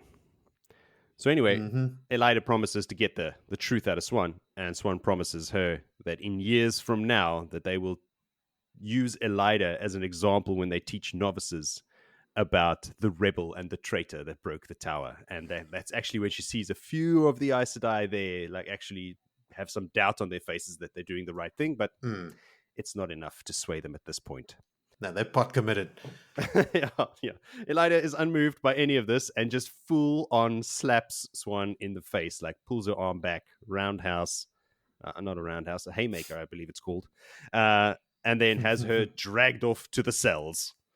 Outside, in the antechamber, she finds Leanne, also wrapped up in air, and her warder, Eldrick, face down on the floor with a knife in his back. What the fuck? There's more threats of vengeance. Yes, I thought that by far is the worst thing that she's done, besides, I mean, taking over the tower and stilling and killing everybody. That is just unnecessary. Even as justified as Elaida feels in taking this position, because we've said when she was sort of plotting outside of Siuane's study that one time, and when she approaches Elviarin about it, we're like, she thinks that she is following tower law and doing the right thing. And I mean, Siuane is sort of also hiding stuff, thinking, fuck, if anyone finds out, I'm in deep shit, So there's some legitimacy to her her attitude towards Siuane, but the lengths that she goes to sort of usurp her and to kill Elric for no, like, the knife is in his back. Yeah. It's not even like he was given a chance or anything. That is just stab a warder in the back, man. That's just that's gross. Also, how did Siuane not feel that? Your warder not just getting injured, being killed. Let's just say that the moment she was surrounded by them and they shielded her is the moment that he realized something was up, and someone was just waiting for him and stabbed him in the back then. So I wonder if that shield would also shield the water bond. Well, the water bond is the thing of the willing power. to entertain that. It is. So perhaps it is connected. It's the only thing that I thought would make any kind of sense. I read that wrong. I read that as Eldrick being Leanne's warder. But now... Oh, no. Yeah, you're right. Damn. All right. Well, then later on, I have some comments which are now null and void. Never mind. But I'll just transfer them to another person. So, so there's more threats, obviously, when she sees that, you're going to fucking date. I'm going to get you. You are going to suffer for this. So that's how we leave them. We change perspectives now. We jump back to Min, who is just returning to the tower after some relaxing silk shopping to find that the gates are unguarded. And she's already preparing her cutest little smile and for the guards, but there's no guards. Gates open. But there is smoke rising in the distance behind the woods there as you enter, and the sound of the clashing of steel and swords. Just then, old mate Gawyn, bursts out of the trees, followed by other warder students. And he's like, she's like, Gawyn, what the hell's going on? And he warns her to find safety and tells her that Siuane has been deposed of, I suppose. And he tells her that, Hamar is trying to break Siuane free, and runs off with the others. At that point, they're screaming, "The White Boar," and "Forward the younglings." So this is our first official mention of the younglings. And she decides, for some reason, to just go hide amongst the trees. That is her plan of action at this moment. But I suppose it's not bad. Don't run towards the flames and the fighting, I suppose. And is a good move. But just hiding in the trees and trying to figure things out until she has an answer. All right, fine. That's where we leave her, hiding in the bushes. Back to Siuane. She wakes up in a cell. Pitch black, she can't see anything. She's naked, of course, as we have discussed on this podcast before. The Aes Sedai don't do anything important without getting naked. But she's also beaten to a pulp, and she has been stilled. Here it comes. Bum, bum, bum. Leanne is there too. And this is the point where I was like, she's been stilled and she's lost her warder. So, as we have seen from the show as well, has drilled into our brains. So Siuane now has been stilled and lost her warder bond. So she's like, that's a double whammy. That's a massive, massive blow. Oh, yeah. That I hadn't considered before. And yeah, it's one of the lines as well. When she realizes that she's stilled, she'll never touch the source again. And her line is, "A lifetime of purpose gone instantly." And it's like, yeah, you think about it. Since she was a novice, she has worked towards becoming Amberlin's seat and finding the Dragon Reborn and being Aes Sedai's everything. And now, overnight, it's gone, in an instant. They had tortured her Vili relentlessly all night long and had almost got everything, all the information they wanted out of her. Siuane mentions it, she felt proud and triumphant when she managed to keep a few things back. What those things are, I don't know. Did they mention them? And I just forgot to write them down in my notes. Possibly. No? No one's saying anything. All right. I told you they tortured. Okay. I told you they tortured. No, they definitely tortured. I've said it. This is not the Black Archer. This is Elaida. This is Elaida torturing. Yes, she's a red, but still torturing your own kin. But this is not standard Aes Sedai practice. I don't know. It happens an awful lot. Who else tortures? Which other Aes Sedai torture? There's always, they're being put to the question. I mean, don't you think it's torture? What about a novice that does something wrong and then goes up to Sheriam's study to be beaten with a stick? I mean, that's even a step too far. They switched on their naked buttocks and what the fuck, bro? These Aes Sedai have some pretty... usually naked. They have some pretty... I got jacked at school. Didn't feel like torture. Usually it was torture. Yeah, but you weren't jacked naked. No, and you were a child. These are grown women. It's okay to beat children at school. It's not okay to do it to full-grown women. Yeah. Suppose we got to explain. Jacked is a very South African term to use. Okay. We were caned. Yeah. Being switched. we were switched at school by our teachers, and it was totally normal back in the day. Yeah. So at this point, Leanne and Siuane are having a chat about their purpose in life now is gone, and they need, and Siuane's just trying to keep Leanne together. Listen, we got to keep on going. We got to move forward. We got to find something to fill this void that we have now inside of us. Because by the way, Leanne's been stilled too. I don't know if I mentioned that. Both stilled. At that point, they hear a key in the door, And they force themselves to stand up because they will not be found cowering and crawling around on the floors. They still have that Aes Sedai pride. That's never going away. And that's where we leave them as someone opens the door, because we go back to Min's perspective, and she's the one opening the door. So she has, with Laris, mistress of the kitchens now, as I believe she's called, not just cook, have, staging a prison break. They met up, they bumped into each other. Laris was very, very stoked to see Elmond Drader over there, and that she's still alive and everything's okay, and somehow got the information out of her, and they've staged this coup, and they're going to go and save Siuane now. Long story short.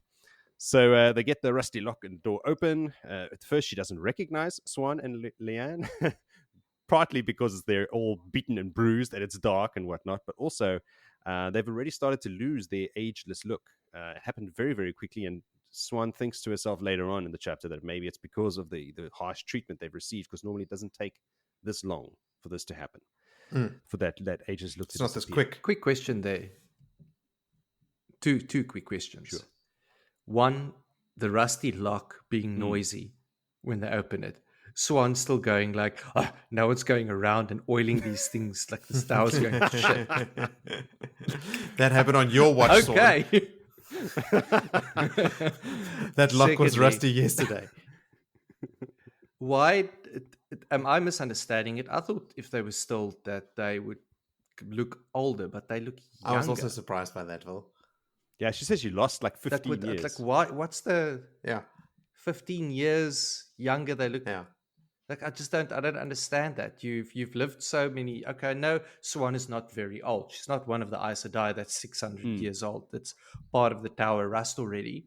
But I mean, you're telling me if you're gonna still, who's those very two old Aes Sedai that Moraine went and visited up in the Hamadullas.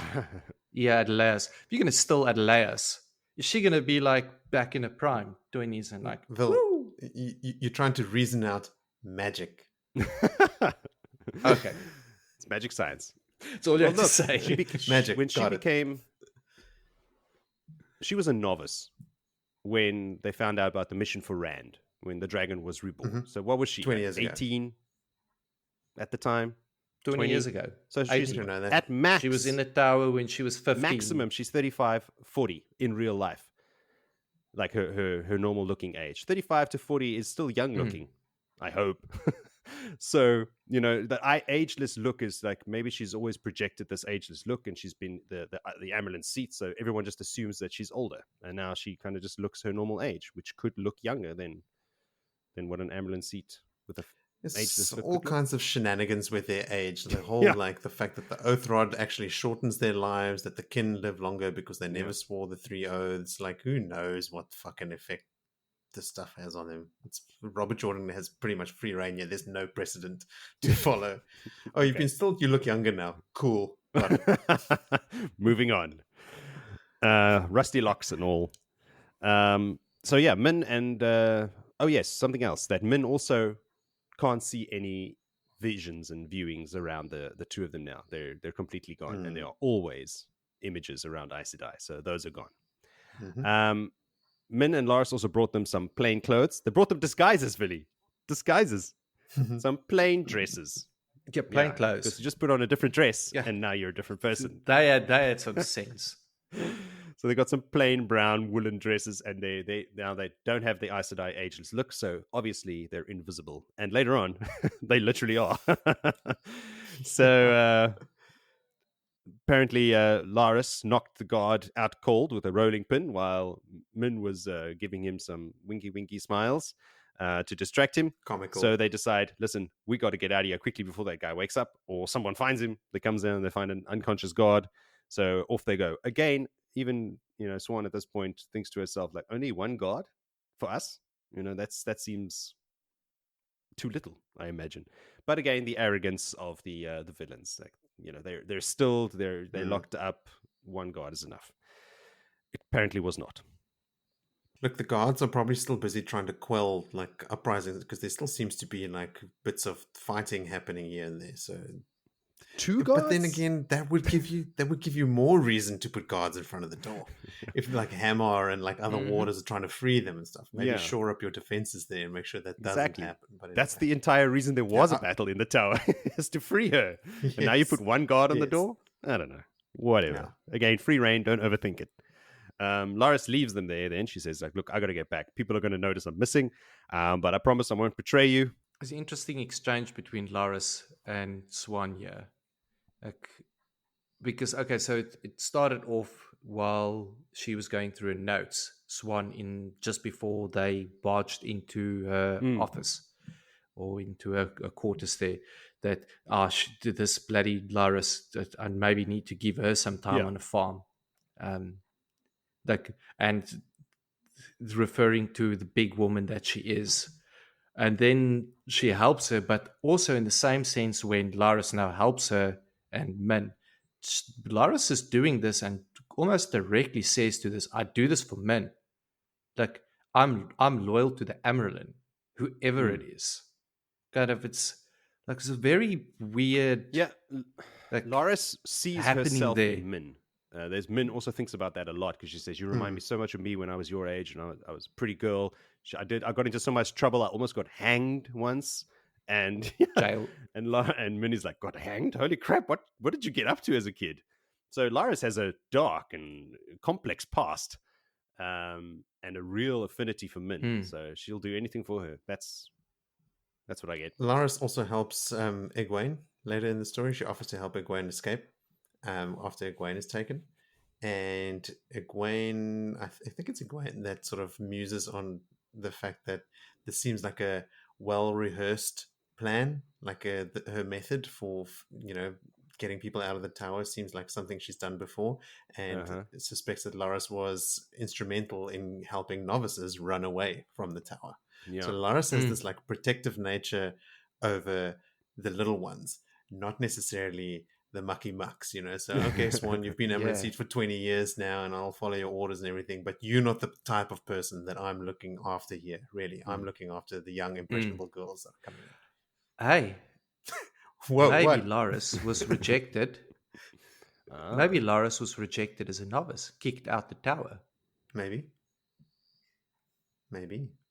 And this is just her way, like, I'll help these young girls because they probably won't cut the grade and I wouldn't have the rejection, them go through this rejection. And I'll run this kitchen and eat as much as I feel like of your fancy food. That's why I'll be this size. And that's a revenge. Just a big F you to the Thoratar. Right. Possible. Who knows?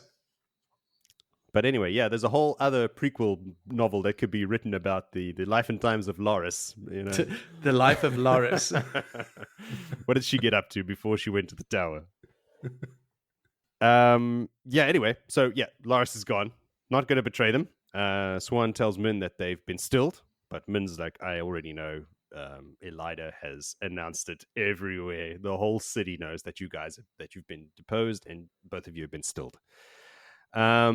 On their sneaky way out, Siuane sees signs of fighting and violence and blood smears, and she's like, "What the fuck happened while we were out there?" So Min has to explain to her that there was a fight. The warders were fighting warders, guardsmen, everyone was fighting everybody, and it started when soldiers pretending to be masons tried to seize the tower after Siuane's arrest.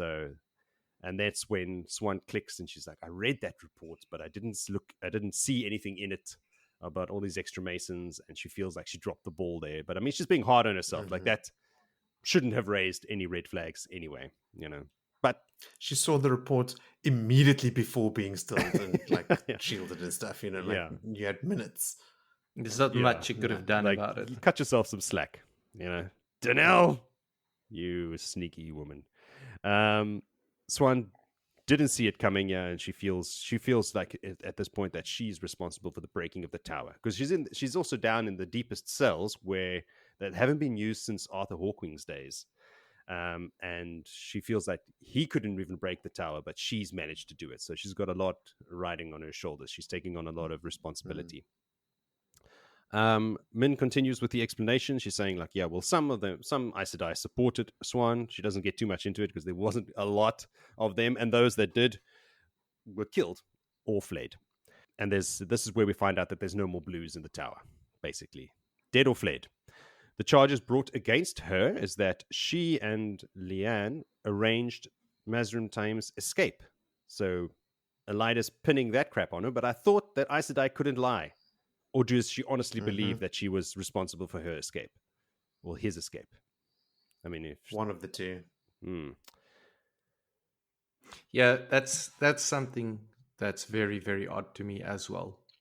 Unless it was Elviarin, for example, who pronounced that charged, because she can lie as much as she fucking wants. Doesn't she just say, "Oh, yeah, the Amyrlin told me to tell you this"? You know, could be that. Yeah. Logain, also, speaking of men who can channel, he's also escaped in the confusion. So they've lost all the men who can channel, claiming to be dragons. They're all out on the wind. And Elaida is blaming that on Siuane as well. That's apparently their fault as well. Even though they've been stilled in a dungeon, your fault. So as they enter one of the side corridors, there is Elaida and a whole bunch of Aes Sedai, like tons of them, warders as well, surrounding them. Min falls to her knees immediately, and luckily the other two behind her do the same.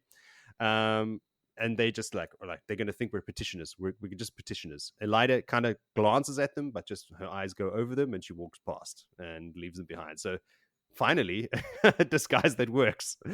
Just wear a different dress, and there you go. Also, afterwards, when they pass, Siuane says that she was afraid for a moment that Elaida, even though she couldn't recognize her because of the ageist look and the dress, that she would sense her. But then, of course, realizing I'm stilled, so there's nothing there to sense in the first place. Another blow, another reminder of what has happened to her. She also recounts it as another advantage. Yeah, she does. She's like, every little thing that she's going through now, she's saying, like, this is an advantage to me. This is an advantage to me. Like, what is my advantages? Because she's dead set she's going to skin Elaida. Yeah. The first advantage is that she looks younger. She looks different. Then here where she notices, oh, okay, cool. Obviously they can't sense me. That's another advantage. And later she straight up lies to Gawyn. Yeah. We'll get there. So she is... she might be a grey man now. She's an operator. She is formidable. They also notice at this point when Elaida walks past them that she's wearing the stole of the Amyrlin and that Alviarin's her keeper now. So this is confirmation because at this point Siuane didn't know what happened because she's been in a cell. So who's the new Amyrlin? She suspects it's Elaida, obviously, and confirmed it is her with Alviarin. So they make it out of the tower eventually after this big group ignores them, and they head for that wooded area near the gates there where they have some horses hidden and waiting. And old Bella's there. Yay! And also Gawyn. He's there too. And his face is streaked with blood in the same pattern as Min's viewing from when the first day she entered the tower and she looked at it and saw that. Exactly. The truth in a viewing. Hence the name of the chapter. That and Siuane being naked in the cell. That was also a viewing. It is true. Gawyn draws his sword and holds it up to Siuane's throat instantaneously and within a second before anyone can even blink because he is badass. And all he wants to know basically is where is his sister and where is Egwene. And this is where Siuane lies. She's like, hey, let me try out this. Let me see if I can lie now. Yeah, she can. Yeah. She just makes it up on the spot, tells him about some old friend that she used to have, Mara, and that the girls are in Ilion. You know, just whatever random crap she could come up with on the spot. And she's able to lie, so which is her advantage that she thinks to herself. And Gawyn's like, Ilion, right? Because he believes her, thinking that Aes Sedai can't lie. Gawyn also tells her that the rumor is that Siuane is a dark friend. That's what Elaida and Alviarin have been spreading. That she's been helping Mazrim Taim. She's a dark friend. She's Black Aja and all of that stuff. He doesn't seem too convinced, and also he decides to spare her life and not turn her in because she has a bunch of information in her head, and he is afraid that if he turns her in, Elaida's going to chop that head off, and all his chances of getting all the information out of her, specifically about his sister and Egwene, is going to be lost. So for selfish reasons, he decides not to turn her in and not to chop her head off. We also learn that it was Gawyn who roused the younglings to prevent Hamar from freeing Siuane at this point. So he is the one that killed Hamar, as we know. we'll never forget that. And Kulin at this point. And I had to go and Google who the hell Kulin was. He was the master of arms. So basically the number one in charge of training the warders and the number two, like his assistant, basically. So the top two dudes were both killed by Gawyn. Galad, at this point, we don't hear about him in these chapters. Did he run away? I don't remember what happened. He's in a pub somewhere with Emond Valda. Reading through the Book of the Light. Right, having some brandies. Possibly. No, I'm kidding. But yeah, I mean, I had the same thought, Joe. Like, where's Galad? I think we'll find out soon enough. So anyway, they need to get out of the city pronto. So Gawyn asks them for some writing stuff. He says, look, I'll write you a letter. I'm pretty much in charge now. I killed Hamar. No one's going to fuck with me. So I'll write you a letter that will, allow you to leave the city and get on a boat or cross a bridge or whatever, because the city's under lockdown right now. No one's leaving. But I'll have to get you out of the gates, out of the White Tower grounds at least. And then afterwards, you're on your own with this letter. So he escorts them through the tower gates. There is some tension between him and the guards at the gate. But there are some death threats, and they sort that out quickly, and off they go, and the ladies are on their own. So on the way out of the city, Siuane tells them that she plans to stay close. She wants to round up the other Aes Sedai that fled, because she knows that they must have crossed the bridges, and they must be hanging around somewhere close. She wants to get them up and gather them and whatnot, and form a second tower, perhaps in a little village called Saladar at some point. But anyway, that's later. And Leanne at this point reminds her that, listen, you're not the ambulance seat anymore. You can't even channel. These Aes Sedai are not going to listen to you. And she actually has a point, because this is a constant thing throughout the series with the Aes Sedai, that they only respect your strength in the one power, not your age, not your knowledge, nothing else. So she's a pecking order. Probably, it's unspoken, she's right, but it's there. Yeah. But Siuane reminds her that, listen, I still have my people management skills. Like, I still know how to round up some people and get them to do shit. So I have skills that are valuable. So she's, kind of grabbing onto all these advantages, seeing everything that might be considered a weakness. Leanne sees it as weaknesses at this point, but Siuane's trying to see them. And she's trying to keep Leanne's spirits up, because she's pretty much down. She's down and out. She's ready to give up. But Siuane's like, listen, no, you got to find something to fill that void, and you got to keep on keeping on, because we can't die now. Yeah. We've got to continue the fight, and we've got to help Rand, because this dragon reborn, we can't leave him in the hands of Elaida. That's a bad idea. We can't stop now. I've been doing this for 20 years. And that's kind of shocking to Leanne. Is like, you still intend to help this kid calling himself the dragon? He's like, yeah, man, I've invested a lot into this. Speaking of male channelers, who do we see lurking through the alleys? It's old buddy Logain. She sees him, and she's like, all right, let's come with me. We need to go see this guy. They approach him. She calls him by name. At this point, Logain just collapses to his knees. He's like, damn it, the Aes Sedai have caught me again. And he just basically gives up, as a gentle man does. There's no fight left in him. But Siuane makes a deal with him. Like, I know who you are and what happened to you and everything. If you follow me, I will help you get revenge on the Red Aja. Which, again, is kind of playing into her plans, because she also wants to get revenge, but she's going to use old Logain like a pawn. But he stands up and basically just says, I'm your man. This sounds like a plan to me. Revenge is a good idea. At that point, Min sees the halo of glory shining above his head again. Pops up as he stands up. So he's going to be back in action. And the reviewing reminds her of the one that she saw around Gawyn back in the day. There were two viewings of Gawyn kneeling at Egwene's feet, and also of Gawyn breaking Egwene's neck. And she thinks of these as both possible futures of what might happen. And she doesn't know which one will. And that's basically how the chapter ends. I skipped a lot, because that was a long chapter. It was. It was a very, very long chapter, that. Siuane is such a boss. She is. I have completely so much respect for her. Like, just back to business. Stilled, not stilled.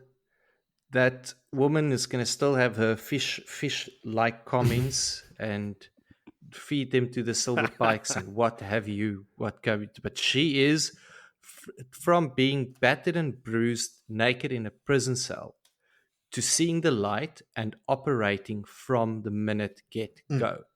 Like there's just no stopping her. I just want to her quote.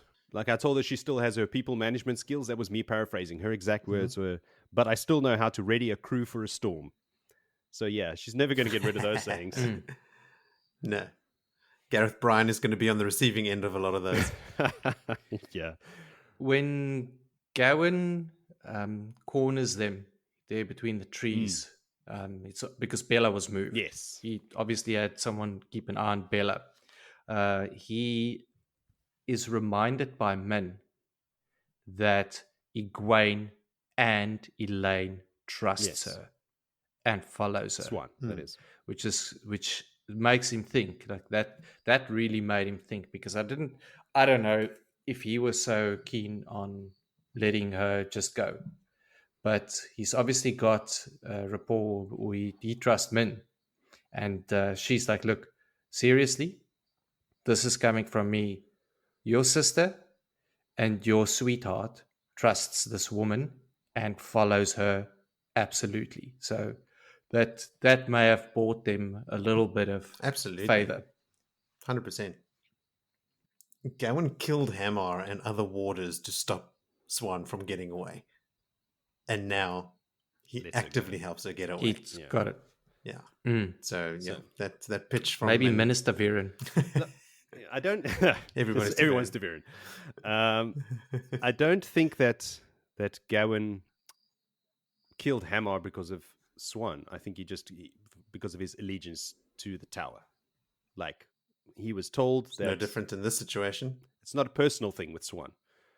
But I think that when it comes down to him standing in the forest there with the girls and Siuane and everybody, Min, what she tells him does kind of sway him, because he does want the information in her head, and he does want to find his sister and Gawyn. And what Min says is like, all right, and then he's like, all right, fine.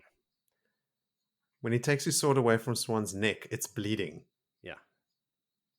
You know, he was not fucking around. Yeah, because he puts it against her neck, and then like later on, I think Min says like you can see Siuane's face change, her expression change. It must be because he was pushing that sword a bit closer. Like you hear, he was on the verge. Thanks, Min. No, Billy got a point there. Siuane inherits Bella. She goes straight for Bella. Like, that's mine. Shotgun. Yeah. What is this, like, this stunted mare? It looks smaller than the other horses. I'll ride this one. Because, I mean, she can't ride very well. No. Nope, so she can't ride at all. She bounces around like... Yeah. She picks the least offensive looking horse, and it's Bella. And Min knows Bella. Everyone knows Bella. Gawyn knows Bella. I'm just stoked Bella's back, man. Everybody's like, hey, Gawyn's like, the only reason I'm here is because I saw Bella was missing. So, yeah. Bella playing another vital role. All right. Last chapter for the episode is chapter 48, called An Offer Refused. Take it away, Willem. Question. I never like to start my chapters off just straight off the bat with, cool, this is what's happening. What offer is being refused here? Is this the offer of the peddler for information? Why don't you go over the chapter and then we'll decide? I can't even if I go through it. Like, I can't. Kylie Shayogi offers Matt something. To buy. She makes a big speech about it at the end of the chapter about like she says one Tarvalon mark and you can take this lousy woman off me. So let's try and figure out what is it referring to when it's an offer refused. Let's get into it. It's day 11 after the Trolloc attack. Rand has been going through the same daily ritual, the same landscape, the same heat, the same cold at night. It's been sort of a little bit stuck in, what do you call that? Groundhog Day almost. Just the same thing going, they're just traveling. What has been kind of good is that he's having regular conversations with Avienda, who is always by his side. Now even getting onto the back of the horse every now and then and having a ride, because he told her, like, look, my neck is getting strained looking down and talking at you the whole time, so why don't you sit up here? Smooth Rand. But the minute she's on the Such a player. Rand's just buttering her up. So the minute she's in the back of Jayadeen and one of the maidens spot her from the Jindo, and they just give her a little grin, she's off like lightning. Shame. It's like this is not that they don't ride horses. The eel doesn't have a problem with horses. They can get on a horse. It's not forbidden or something. They just pride their own legs over anything else. So, It's for the but weak. yeah, she gets up there every now and then. Now, Avienda is still on a daily sort of reminders to Rand that how Elayne is the woman for him.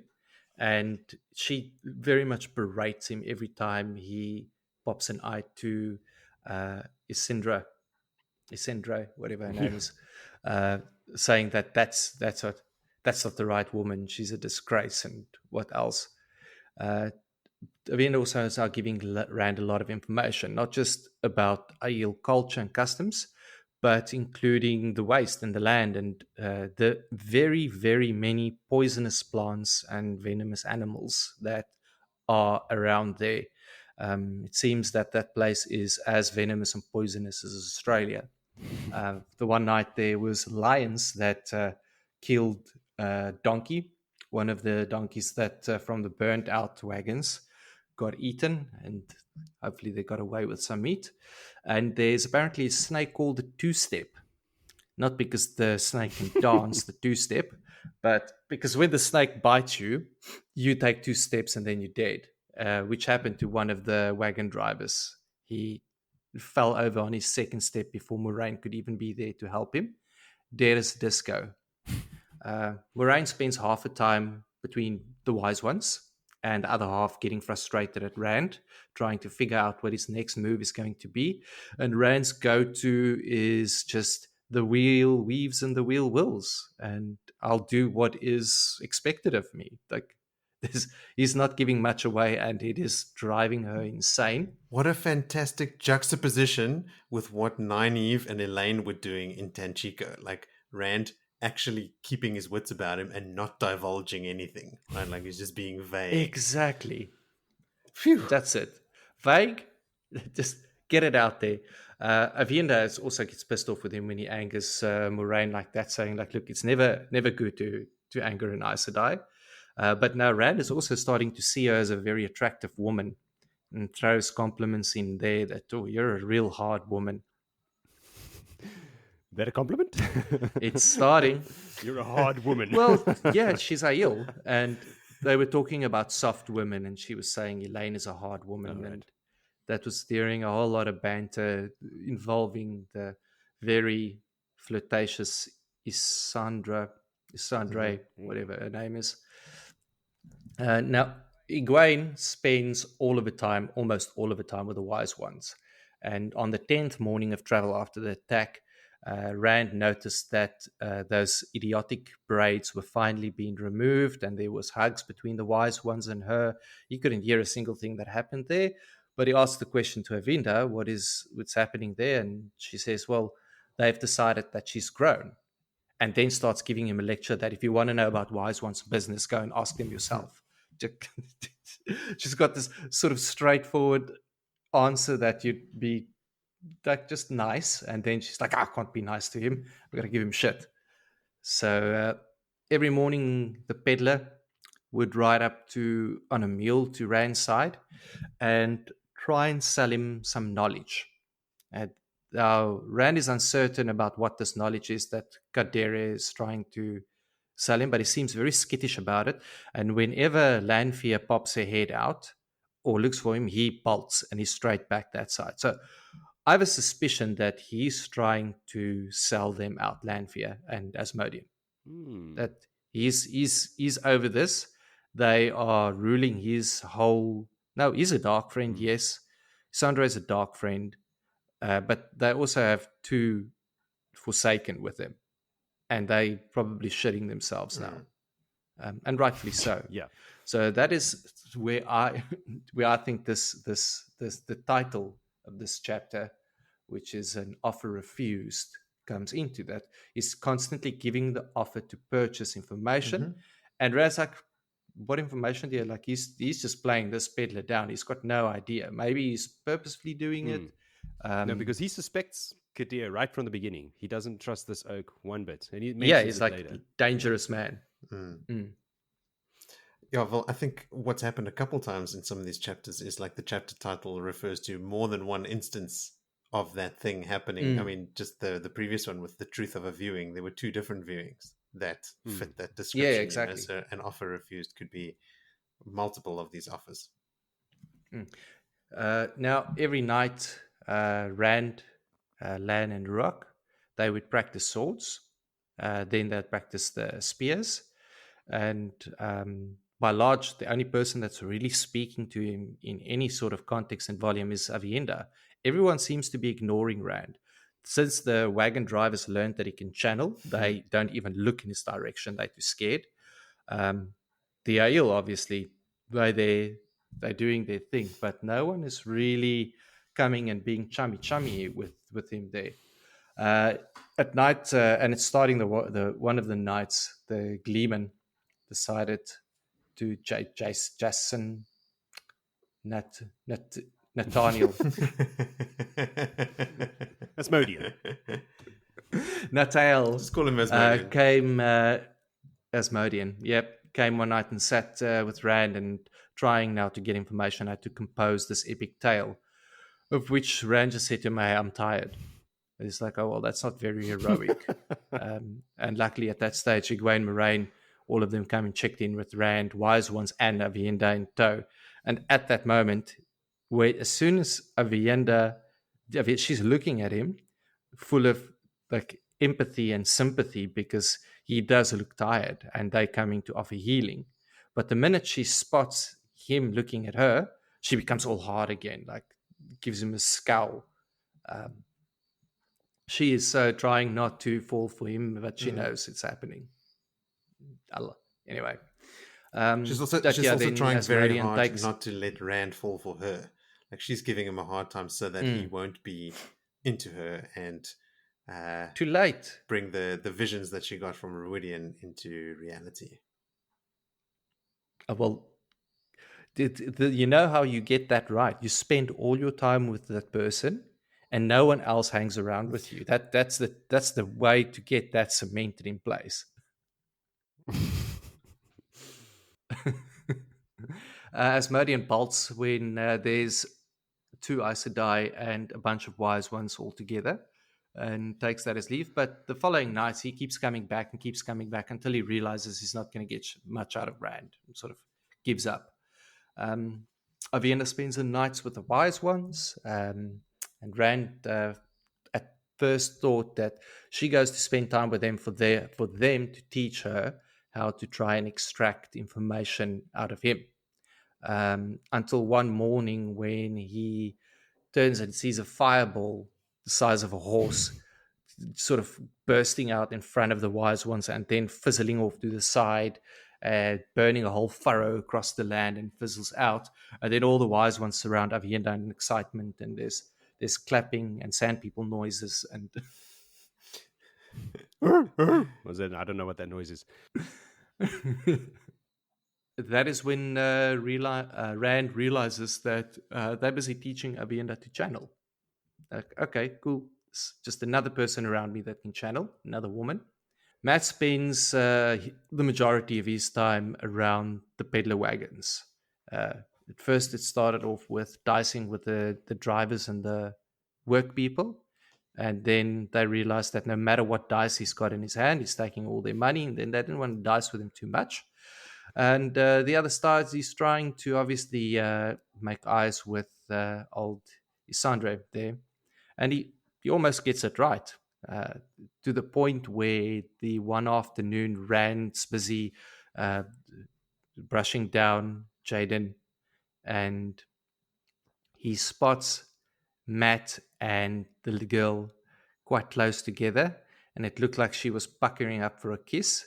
And Matt made his move in, and old Lanfear popped out behind them and started giving him a real going into.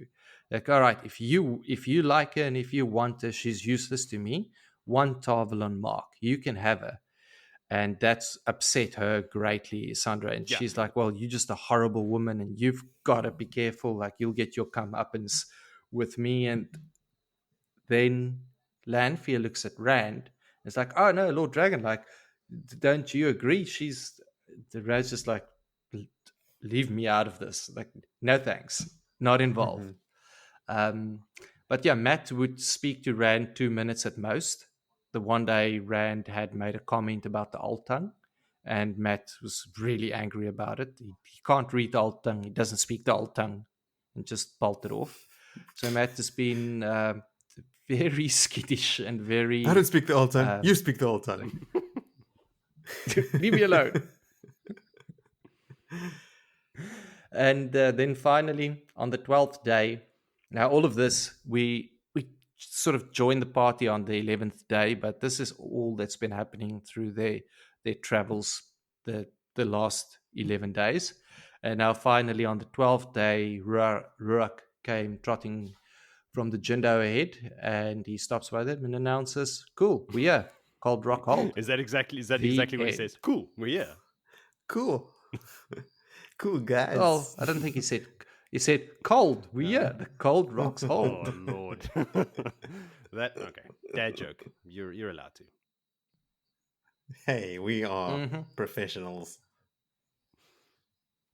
Is that it? So Sorry. That's the end of the chapter. It's not a very exciting chapter, to be honest. It's just quickly like, what did you do in the last 12 days? Practice swords, talk a little bit with Avienda, learn a little bit about what a roof mistress does, but don't really listen, so I can ask the question later again. Because you got to keep yourself entertained on the back of a horse in 40-degree sun all day long. It's a lead into the next chapter. Like, just, okay, in the meantime, these guys were doing the following. There are some interesting little tidbits in here. When Avienda is she's thinking something, and then she says something out loud about Rand or someone not understanding their ways and not being a part of it. And Rand is confused by her statement, but I thought she was talking about Elayne, and Elayne maybe not, or likely not, being amenable to multiple wives sharing a husband. Because it's in this... I mean, that is a very foreign concept for someone from the West. Yes, but Rand misinterprets what she's saying completely. But it's her sort of struggling with this, like, fuck, if something happens between Rand, like, Elayne would never stand for it because she doesn't understand our ways or anything like that. So this is not an option. I need to dispel it. But when the stuff she says out loud makes Rand think she thinks that he doesn't understand their ways. Like, but I'm trying, what? Giving me so much stick for, man. Yeah. All right. Wouldn't it just be easiest, like, hey, Rand, so by the way, I went through these arches. I had to do my little thing. Now, I know we're not supposed to talk about it, but I get a vision, and apparently you and we're going to connect. We're going to make a little bit of fun. We're going to get all happy. Lou. And in our customs, this is okay, because if Elayne and I become sister wives, that's cool. So are you cool with it? Can you handle multiple women? Then Rand goes like, hey, I've been dreaming about 3 women. Min, you, and Elayne. Like, this just... maybe I'm going to have 3. And they're just going to go, okay, who's Min? And then it's like, oh, no worries, she's all right. You'll see her when we meet her. Just go Really, with it. don't ever become a writer. Easy. Avienda can't do anything without Elaine's express permission, because otherwise she incurs tow to Elayne. And that is... I know all of this difficulty. I just want to try and see a way through it a lot easier than for 11 days treating Rand like a dick. Oh, more than. It's just been 11 days since we last saw them. I mean, it had already started. Now, in this chapter, that's 11 days of just scolding and dumbhead and woolhead and water brain, wetlander, and whatever things. There's mention in this chapter of Bear confirming that Avienda did not go through the glass columns. That's mentioned in here. She went for something else. Yeah. Also, it's cool how Avienda, during the Trolloc attack, didn't channel anything. She picked up a spear, and that the wise ones are still giving her shit for it. What else? I had a bit of a chuckle at Rand, thinking Min is safe in the tower. Why would people still think that? Because the tower's a safe place. It's never been a safe Like place. every other capital city where there's a forsaken building and taken over. It was dangerous with just the Aes Sedai. It's a viper's den. The nice thing, or the positive thing in this, is that Egwene had finally learned to listen, it seems. She's now going through a very important part of her training and getting to that point where she's going to learn a tremendous amount that will set her up to become the great Amyrlin that she'll become. She's going to build a bit of character now. Big time. Which is very, very much needed. Yeah. And then after that, they can maybe get Elayne and Nynaeve to do the same and get their shit sorted as Their well. lesson number 1 should be shut your fucking mouth. Stop telling everybody everything about yourselves. I like how Rand is looking at Egwene and just thinking, like, if he didn't know any better, he'd think that she was trying to look meek, but she is not meek. You know, like he knows how willful and strong she can be, which is another cool reminder of who that woman is going to become. Also, Rad. Not only do they practice swords every day, but specifically, Ruach also trains Rand in hand-to-hand combat. That's quote-unquote strange fighting style where they use their hands and their feet. And then he mentions Lan also knows some of this and participates in those practices every day as well. So even Lan is sharpening his hand-to-hand combat skills on the road. While I've got Ruach and the Aiel here, let's learn some extra shit. So what hand-to-hand combat would they be doing? Like, it's like is ninjutsu? No, yeah, like Jiu-jitsu is wrestling and sort of all on the ground. I mean, if it's hand and feet, it's probably like a combination of taekwondo and karate, Muay Thai, karate. You know, any hand and foot fighting style. Jiu-jitsu is all submission holds and stuff on the ground, so probably not that. Because if Lan knows a bit of it, it is something that is off the sort of northern lands.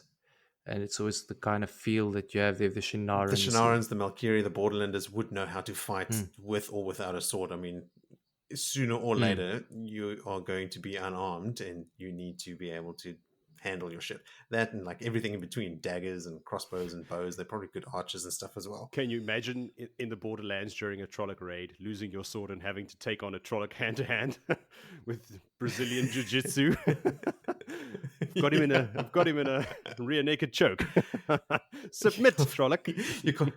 You can't even take their back. You can't even get a body lock or anything because you can't get your legs around their midriff. Yeah, I think the distinction, Moritz, sorry to be pedantic, although I know you love it. I think it's Brazilian Jiu-Jitsu that's all on the ground, whereas Jiu-Jitsu is a lot of kicking. That's the Bruce Lee style is Jiu-Jitsu. That's a lot of kicking and punching. Now, if Mortal Kombat should have taught you that. I always thought that traditional Japanese Jiu-Jitsu is more like Judo, still less striking and not full-blown Brazilian Jiu-Jitsu, but all about immobilizing. Put a pin in this, but I'm pretty sure that Bruce Lee invented jiu-jitsu because he invented his own style. Ooh, good one. This is a good Joe. Big call. He's gone all in. I'm Googling it right now. I've got a $5 on this one. Yes, this is not going to be a callback. We're going to settle this. Yeah, everything that pops up in Google is Brazilian jiu-jitsu. It won't let me just look at jiu-jitsu on its own. Shit, I'm going to get back to this. Okay. Let's put a pin in that. We've got a callback section just for these type of things. It was interesting, or not interesting, it should be no surprise to anyone that Asmodean treats Ruach and Moiraine as equals, like he's not showing the proper difference at all. Not really doing a lot to hide his true identity. When Lanfear offers Asandre to Matt for 1 Tarvalon mark, she says to him, when he obviously says no, she says to him, "It's not a good idea to refuse an offer to me twice." I think alluding to the previous offer that she had made him when he was healed in the White Tower, when she appeared to him there. She said, "Join me and I can show you all the glory. I can give you all the glory and the treasure and everything that you want." And he was sort of like, "Oh, yeah, I guess." And that's when she got pissed off and gave him a headache before the rest of the Aes Sedai interrupted her little session with Matt.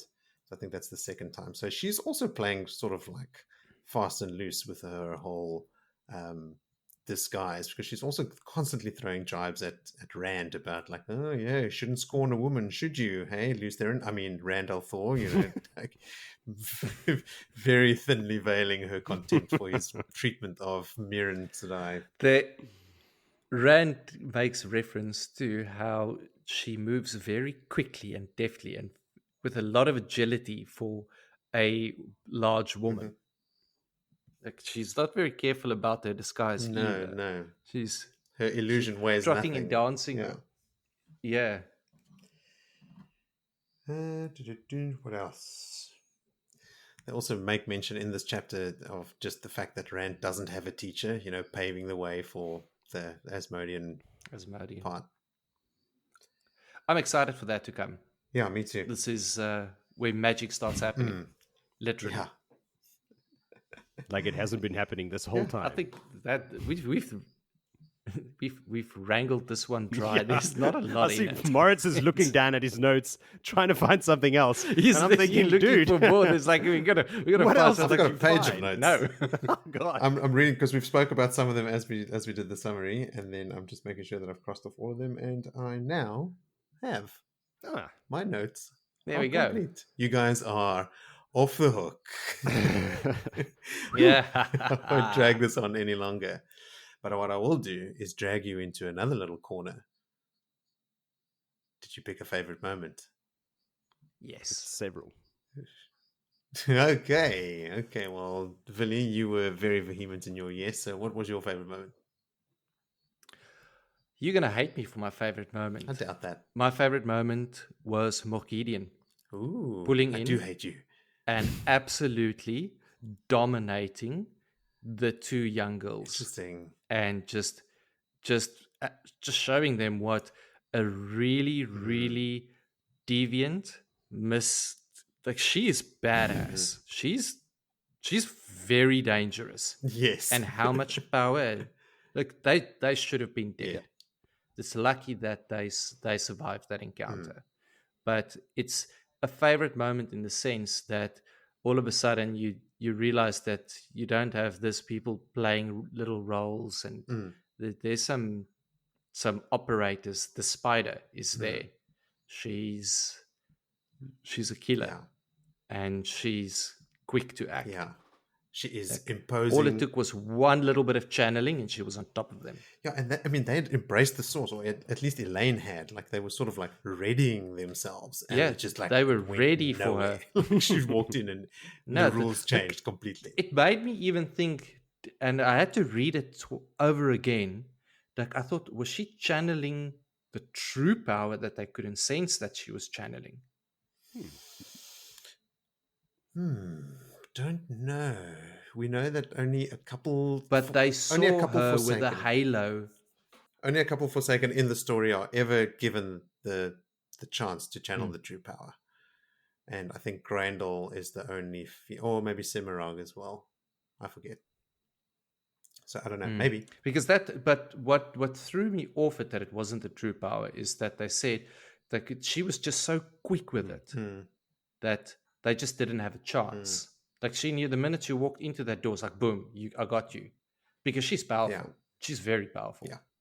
So, and not just powerful. I mean, she's not as powerful as Nynaeve or even Elayne, I think.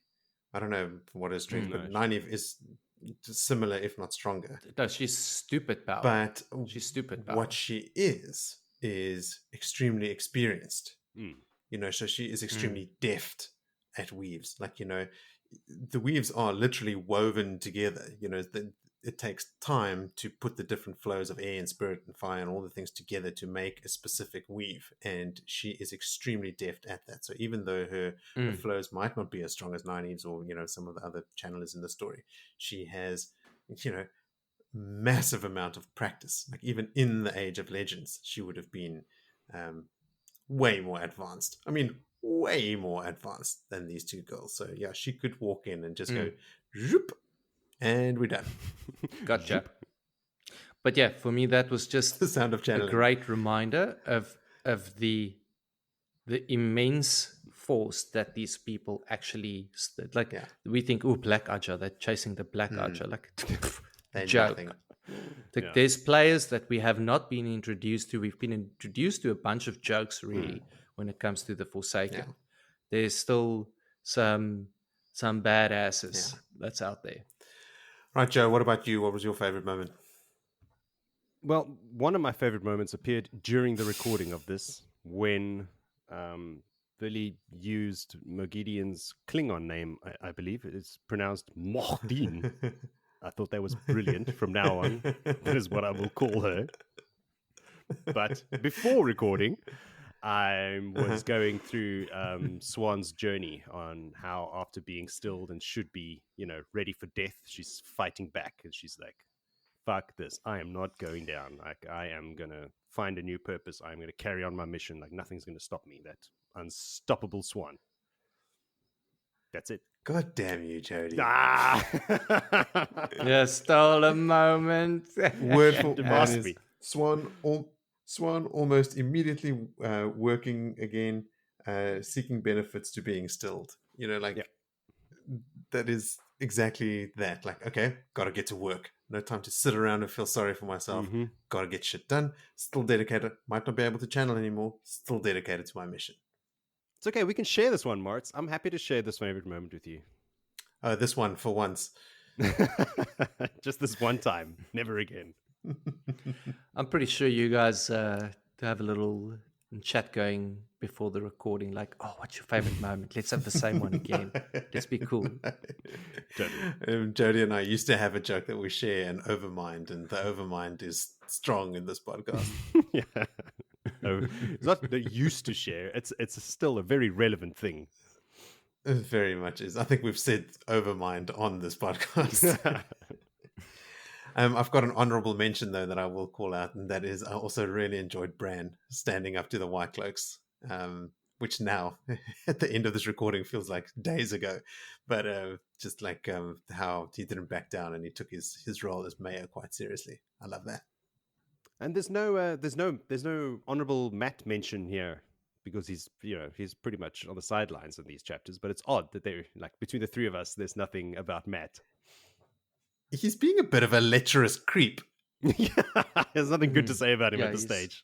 No, I'm not a big fan of his behavior here. Well, I mean, talking about lecherous creeps, I mean, Villy's favorite moment is a Forsaken mind controlling, compelling someone. Yes. Like, there's no standards on this podcast. Say whatever you want. Speaking of saying whatever you want, that is a great invitation to our listeners to send in their favorite moments. So come on, everyone. I mean, if you've made it this far into this episode, you might as well join the conversation, right? You are also, like we said before, pot committed. So send in all your favorite moments or your theories or thoughts or corrections, anything that you want to bring to our attention, to any of the social media links in the description of this episode. Our Twitter handle is @BloodandAshPod. We'll also put a link to our YouTube channel, which we are still very much in the beginning stages of fleshing out, but where we will be posting some stuff from time to time, where you can also start commenting and join the conversation there. So, as we've always said, we want to make this not just the three of us rambling on and on and on, but we want to hear from you guys. And chances are, if you write in, we'll read it out and talk about it. With that out of the way, let's talk about what will happen next time. We will cover another 4 chapters from 49 through 52. Chapter 49, as Villy so accurately alluded to, is called Cold Rock's Hold. And the name of chapter 52 is Need. Ooh, I was going to say, does that ring any bells? But you guys have both read these chapters, haven't you? There's so much shit that happens in this little bit now. It's got to be. It's got to be. Yeah. This is the one where, as we're going to deal with Asmodean and Rand's fight. This is it, guys. This is the final stretch. Next episode is 4 chapters, and there's only 6 left. So we're going to talk offline about whether we go for a big bumper episode again. But it's likely. Sure. Sold. All right. Well done, gentlemen. Thanks again. I will see you both next time. May you live long and prosper. We'll be here.